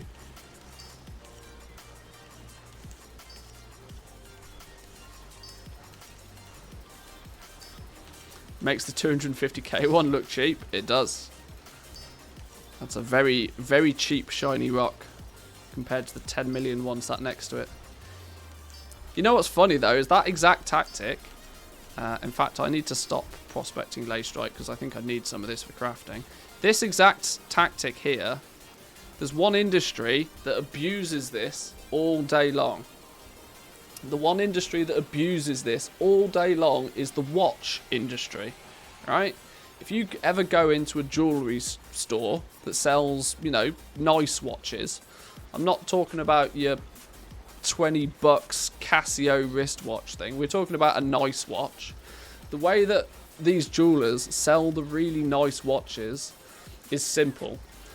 The way to sell an expensive watch is to sit it directly next to an even more expensive watch. And that way it makes the expensive one look slightly more affordable. And it's a tactic that's been used in the jewelry industry especially. It's not unique to watches. You put a really shiny 10k diamond ring next to a $2,000 diamond ring, and all of a sudden the $2,000 diamond ring looks, you know, wow, that's like a fifth of the price. Super cheap. Apple does this a lot. Yeah, Apple does this a lot as well. They'll put the super expensive max spec 50,000 MacBook Pro right next to their 3,000, you know, equivalent. It's I mean, in a market where people go into it with not much knowledge of the actual value of things, it works.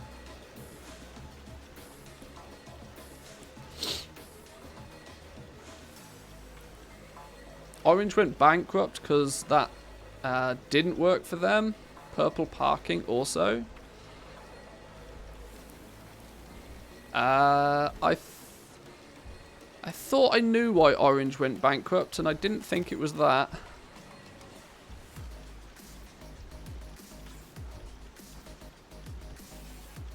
I found my watch in a cereal box. Did you buy that cereal because it was positioned next to an outrageously more expensive, healthy version cereal? winning. Do you guys have a watch? I have a watch. Don't wear it very often, but I have a watch.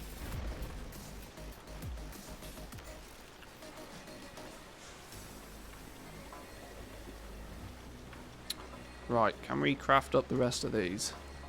Go, go, gadget, go. Will I have a watch when I'm at a PC 24/7? Yeah. My watch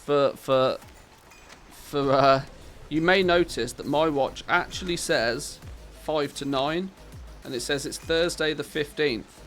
That's not true in any way, shape or form. It's the 14th, and it's a Friday, and it's definitely not 5 to 9. My watch has said the exact same time. Let me see if we can get some focus on this. No, camera doesn't want to focus. There we go. My watch has said the exact same time for about 2 years now. Because I've never bothered to change the battery in it. Because even if I do wear the watch, it's more of a fashion accessory. and I don't think, even if I wear my watch and I wonder what the time is, I still look at my phone.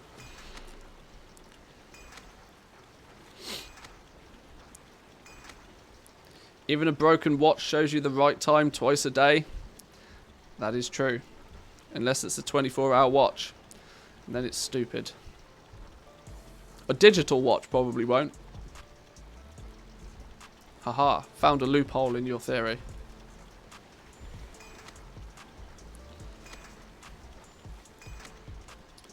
Why I went for one of the ones with the solar panel behind the dial.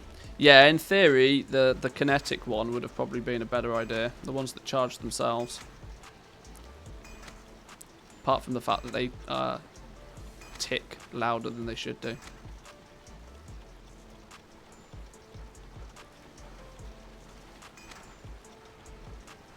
Oh, of course we need more lace strike settings and more malleable wire. I don't think we do. I think that's a lie. I think, yeah, if we now take off these, if we can those, then it's problem solved. Okay, that's a real backwards way of getting the material list to work correctly, but I guess if we have to hack the system, we have to hack the system, right? Okay. Right, let's get this recrafted then. Let's get going with this. I still hear my Casio watch beep every hour somewhere in my room. I've not used it since 2010. It's got a good battery in it then. Good battery.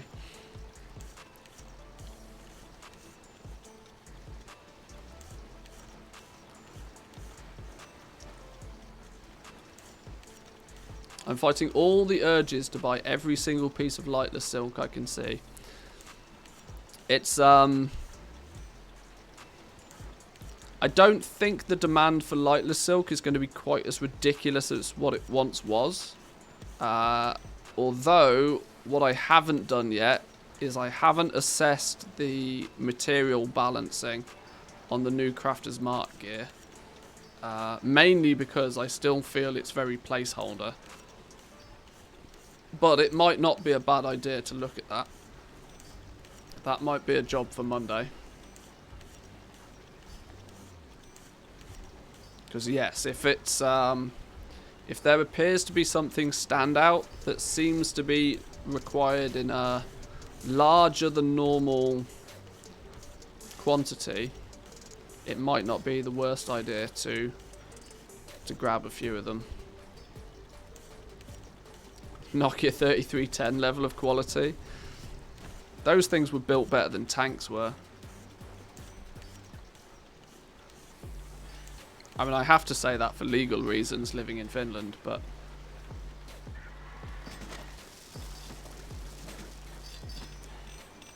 I'm quite sure the government is listening. Is that foreign dude saying anything negative about Nokia? If he is, revoke his visa. Get him out of here. Probably doesn't help that, you know, I'm a British citizen.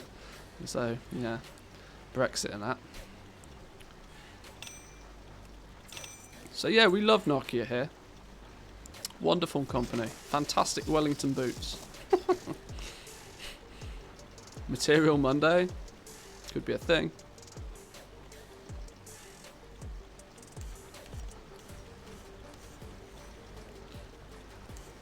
Bought a lot of the Desolate leather and stuff. Just sent it to my leather worker. Done a lot of time.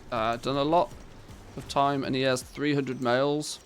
I do stock up a little on mats, and I always buy a bunch of heavy callus when it's at a good price. Now I finally opened the mail, and I'm sat on 35,000 heavy callus hides and 580,000 Desolate. No more spending for me. This often tends to be why I don't really buy like the basic materials. I don't buy the pallid bones so much. I don't buy the Desolate leather. I tend not to buy the shrouded cloth. I just buy that when I need it.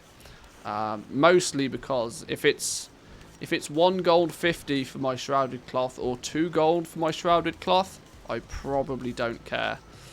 I'm not looking to buy it for vendor shuffling purposes. I'm not working to strict margins with these materials. These are, in theory, the easy to come by materials that just pad out most professions. Where it's worth focusing your buying on is actually the more expensive materials. Your heavy callus hides, your Corthite crystals, the expensive stuff that actually accounts for, in many cases, like 80% plus of the crafting cost. If you can make a 10% saving there, you make a big saving. Getting 3 silver off the price of your Desolate leather makes basically no difference.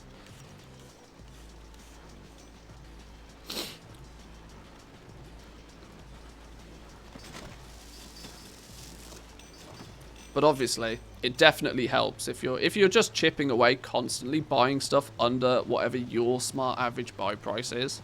You can't really go wrong. So it's a good approach. I'm not knocking it.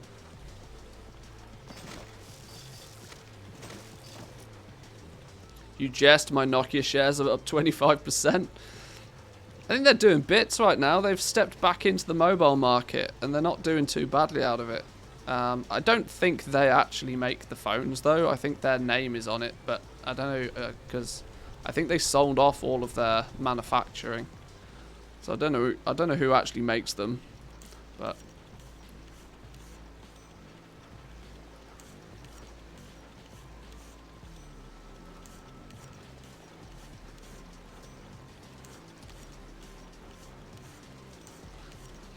I'm sat on 22,000 adamantite ore in TBC waiting to be prospect manually, 5 units at a time.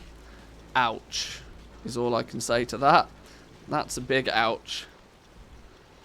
Yeah, good luck on that one.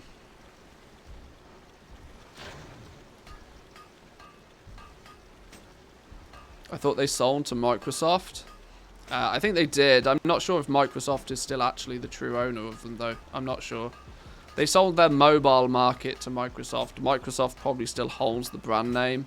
So, yeah, I don't know the full business infrastructure of it, but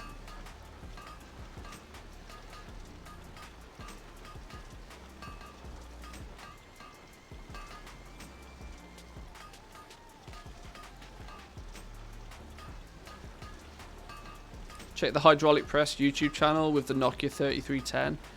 It doesn't actually break until it reaches about 8,000 kilos of pressure. Really?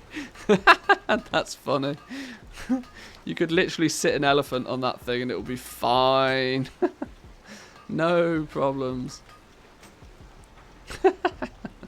Oh, that's funny.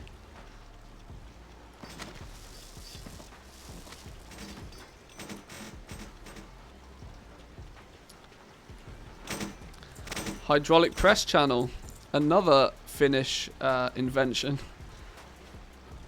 I mean, I'm sure they weren't the first people to crush things with a hydraulic press, but they were definitely the people that made it popular.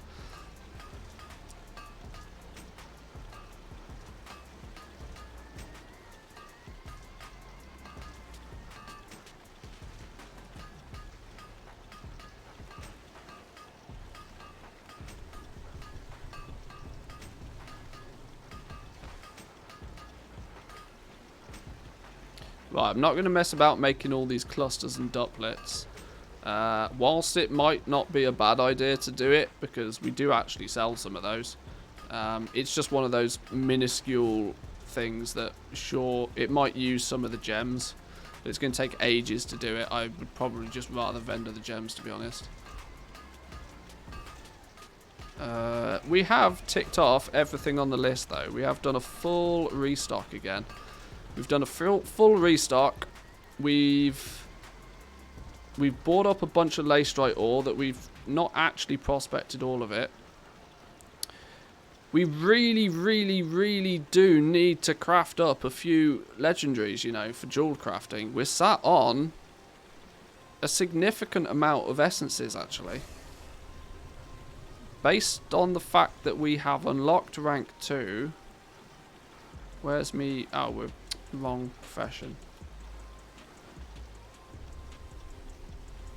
What should I combine with tailoring? I pair it with jewel crafting, just because jewel crafting stuff is easy to make. You just prospect a bit of ore and then you craft the vestiges. But jewel crafting's probably not the cheapest option, but it's kind of up to you.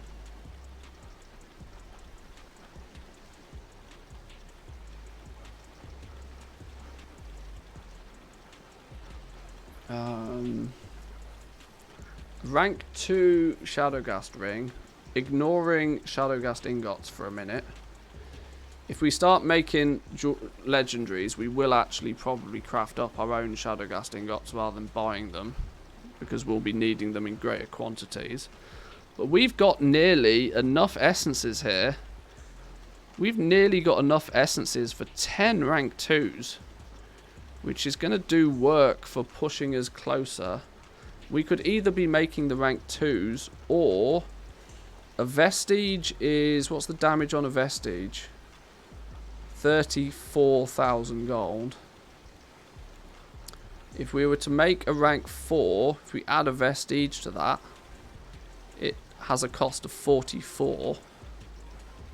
Do we feel that we can sell a rank 4 Shadowgast ring on Draenor for at or around 44,000 gold?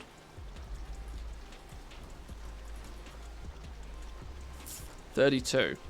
So we'd still be taking a 10k hit. We'd be taking a 10k hit on those. And there's a lot of them. So yeah, we'd be taking a sizable 10k hit on them for each one. Which means we might be more sensible to actually just craft the rank 2s. Because a rank 2 just by itself is, if we can that off.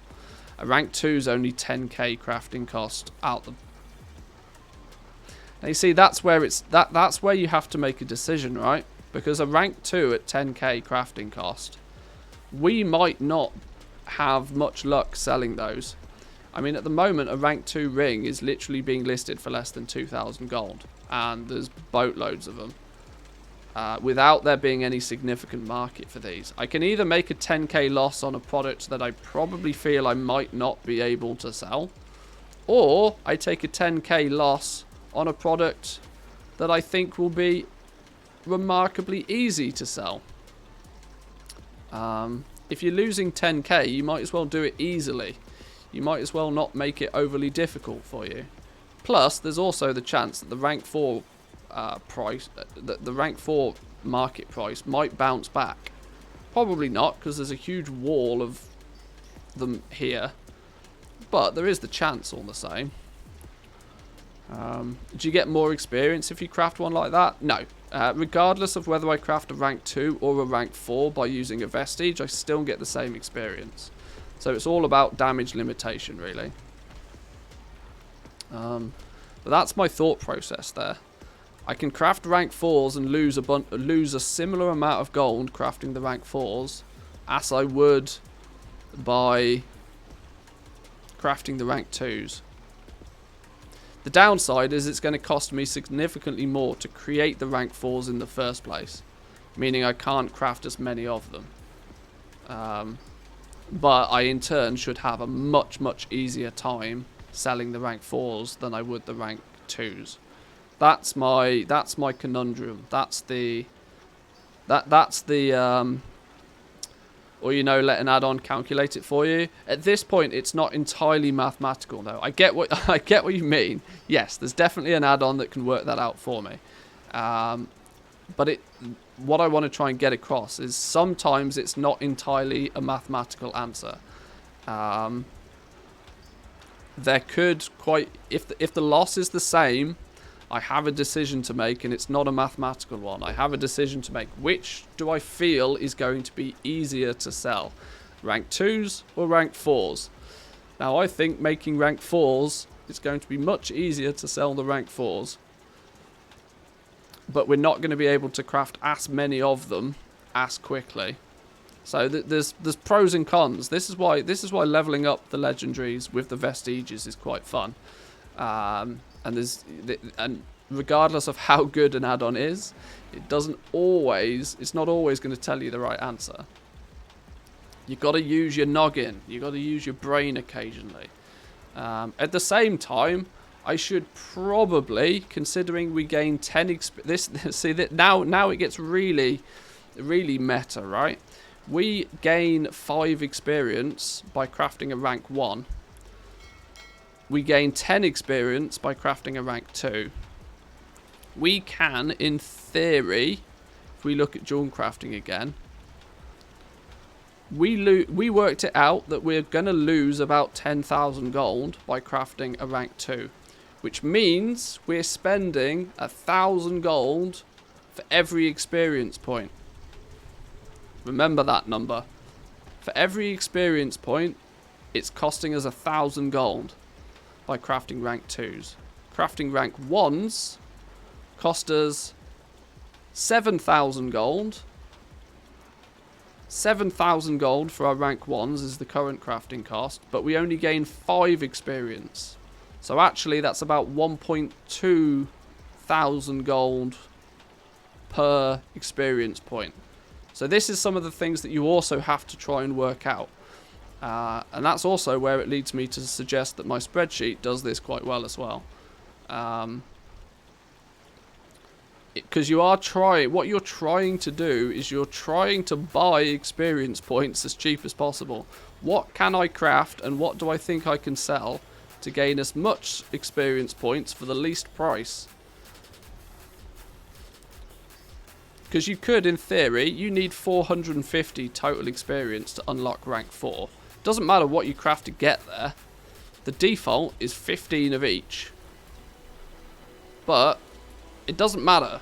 You get 5 experience for crafting a rank 1. You get 10 experience for crafting a rank 2. And you get 15 experience for crafting a rank 3. You could, in theory, not craft any of these. And I've seen people do this. Not craft any of those at all.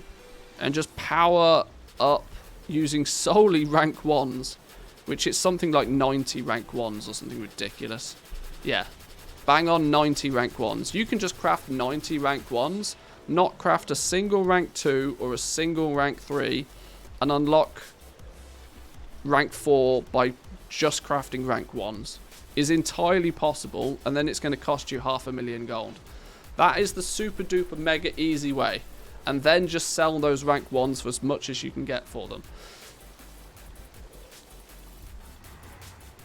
There's a lot more to the legendary crafting system than people realise. But that's mainly because people like me have told everybody that you need just to craft 15 of each. But 15 of each is arguably, it's the optimal way to do it based on minimising the amount of things you have to craft. It doesn't necessarily mean it's the cheapest way or best way to do it. But yeah, crafting 90 rank 1s sounds ludicrous, right? Sounds absolutely batshit crazy bonkers level stupid. But in some scenario, if you can sell your rank 1s for a couple of 1,000 gold a piece, it might be worth doing. You know, it's crazy. It might actually be worth doing. If you struggle so much to sell rank 2s and rank 3s, or you lose considerably more gold, then yeah. Why doesn't your spreadsheet tell me which method is best? Well, that's like I said, it's not entirely a mathematical decision. That's the point. Sure, spreadsheets can do numbers very well, but I know categorically that it's much easier to sell a rank 4 than it is a rank 2. What I can't do is quantify that difference in a number. So you can't program that into a spreadsheet. You need a spreadsheet 2.0. It's in the works. That's why these yellow boxes are here in the first place, so that you can change them and it will recalculate the experience that you gain by crafting certain numbers of them.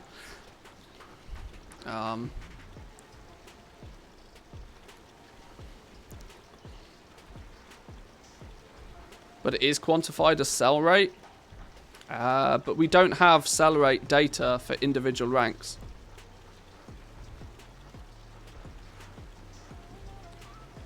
We have sell rates for the slot as a whole.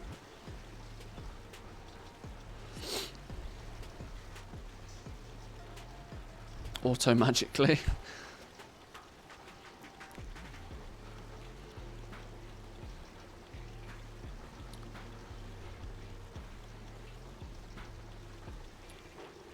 This is random, but how do you have the bars showing your rep and research? Oh, it's it's a weak aura. I can probably just give you a link to the Wago for that. Probably. Corthia rep tracker. I think it's this one, right?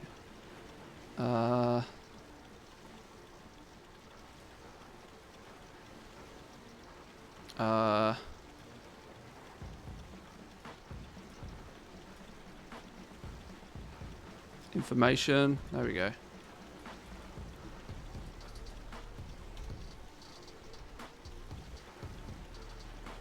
Your weak auras are so clean. It's because I don't use weak auras.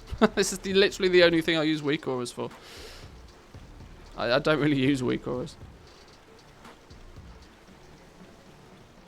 If I did more raiding or, you know, Mythic Plus or something, I'd probably have a lot more, but I don't, so. Right, anyway, we've done some theory crafting on Legos for a little bit there. I don't ironically, after doing all of that, I don't actually have the gold to do anything about it.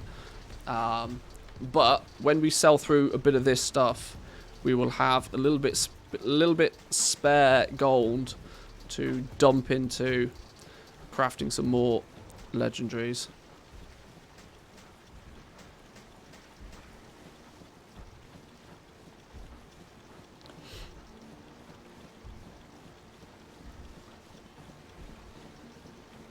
Here's to hoping we even have enough gold to actually list all of this on the auction house.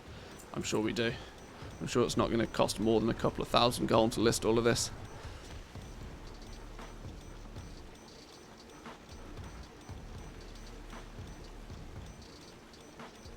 What we're not going to have is enough bag space for it all. Is there a link for the spreadsheet? It's permanently pinned in the Discord. Jump in the Discord and it's always there. The latest version is always pinned in the Discord.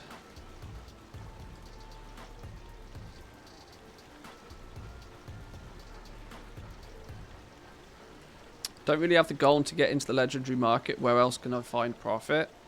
Any of the crafting professions. There's loads of stuff. Literally everything in my bags you see right now is all just current Shadowlands expansion crafted gear.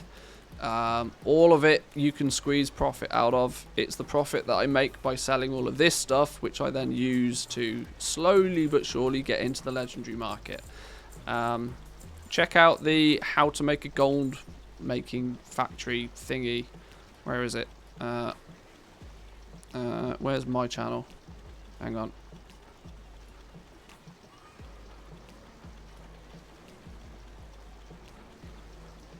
I should probably put these in a playlist, but there's that's part 2, how to build a gold making machine. I'll probably put these in a playlist at some point, but here we go.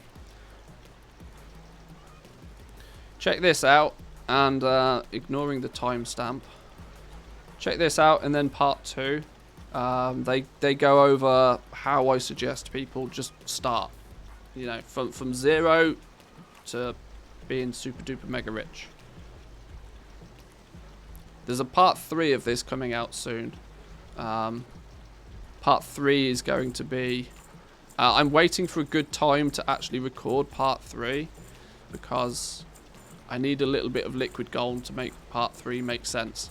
But yeah, there's a part 3 to that little series coming soon.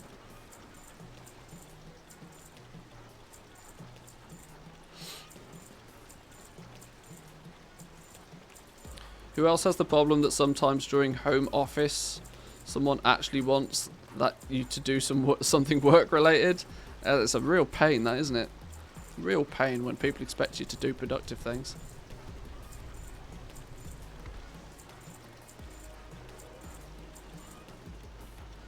Right now, all I feel I have is old world transmog, and it's obviously moving painfully slow. Yeah, transmog market's a myth. There ain't nobody that's got rich quick off the transmog market. It's just not possible.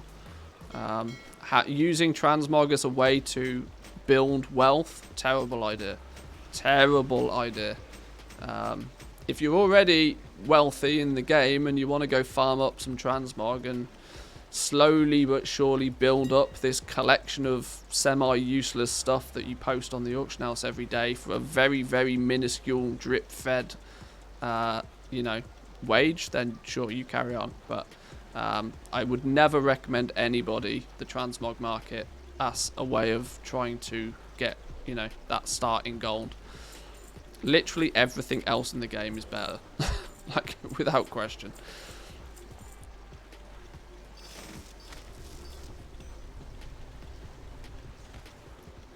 Selling transmog for 2 weeks now, made 20k so far, really not worth it. Yeah, transmog's one of the biggest myths in WoW for gold making. And it's often that YouTubers get the bad rap for that. Oh, dirt for the raid. Thank you, my man. Welcome, welcome. Good to see ya. Hope your stream was good. Welcome in, boys and girls. Yeah, it's the YouTube. There are many YouTube channels out there that take the rap for the transmog market being so aggressively promoted to people. I'm not naming any specific names. It's not. It's not done from a. It's not done from a place of spite, but it is misleading. There's no question about it. Buy the book. How's the gold making going? Slow and steady. We're still working on Draenor. We're pushing forward on Draenor slowly but surely every day. Building up our stockpile of stuff to sell. Spending every penny we make on on crafting as many legendaries as we can. We're getting there. We're getting there. You can get lucky shot with somebody buying a overpriced items. Yeah, it's yeah, it happens once in a blue moon. You don't buy a scratch card in the hopes that you don't buy scratch cards to get rich, do you? If you buy a scratch card and you win the lottery, then you understand that you have quite literally won the lottery.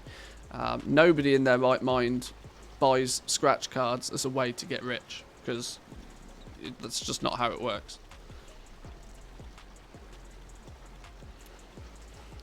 Is it actually good? I'm curious. I reviewed Student's book there's a video on my YouTube channel reviewing his book for people that want a bit of a sneak peek into what it is.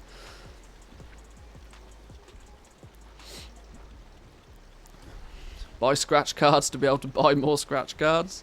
Yeah. It's kind of how it works. We are absolutely super duper mega cash poor though over on Draenor now. We hit high heights and then we spent it all. Kind of the way that things work when you get going. You don't make gold until you stop reinvesting. That's kind of the point.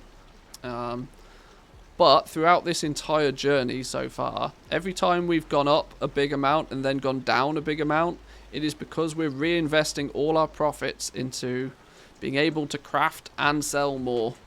Only when we stop reinvesting will our gold go up. Now, if we weren't reinvesting into legendaries right now, our graph would slowly but surely just steadily go up. But every time we make 10,000 gold, every time we make 20,000 gold, we're instantly crafting up some more legendaries to sell. And that's absorbing a lot of our profits right now. It's why I want to push through jewel crafting first, because the journey is shortest in jewel crafting, I feel. I'm way too afraid to invest like that. Oh, I wouldn't recommend people do this like from the word go. The reason I'm so comfortable investing like 90% of what I own is because this is a side hustle. This isn't my main realm. I mean, I'm stacked for cash on other realms. I think I've got millions of gold all over the place. I don't need the gold. What I'm trying to emphasize by this little mini series and showing this is what's possible. And more so just showing that, right, well, if you do recraft a bunch of stuff and it takes you most of your gold, by the time you sell that bunch of stuff, you're back to where you began, and hopefully you have more than you started with. And that's kind of that's the trick, right? that's what you're trying to achieve. I'll lend you some gold on Draenor for only a 37.8% interest. Thank you, but no thank you. It's all good. I do an occasional bit of crafting, but not really enough to matter. Certainly your vids tell me I should have farmed and not crafted. To get that starting capital, yeah. This first bit, when we first landed on Draenor, this first month or so, was just farming. We were out there doing some farming. We were crafting some very, very basic stuff. Very, very basic stuff.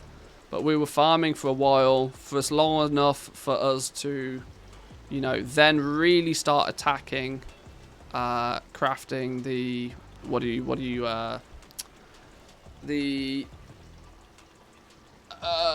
it was item level 200 gear I think we got our hands on first, that really started to push us forward. Now that market is pretty dry now, to be honest.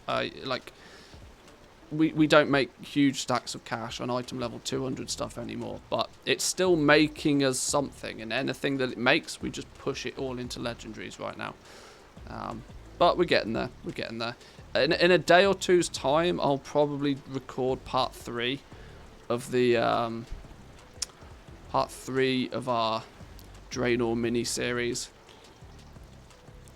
But I need a little bit of liquid gold for what I want to do in the next part. So, but boys and girls, I'm going to leave it there for today, and more importantly, I'm going to leave it there for this week. I know it's been a bit of a sporadic week. There's not been a huge amount of YouTube content. I apologise.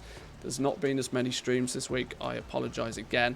It's been a busy, complicated week for me this week, IRL. So we'll be back at it normally as of Monday. Have yourself a fantastic weekend. Happy goal making. Enjoy yourself. Don't work too hard. And I'll see you all on Monday. In a bit. Peace.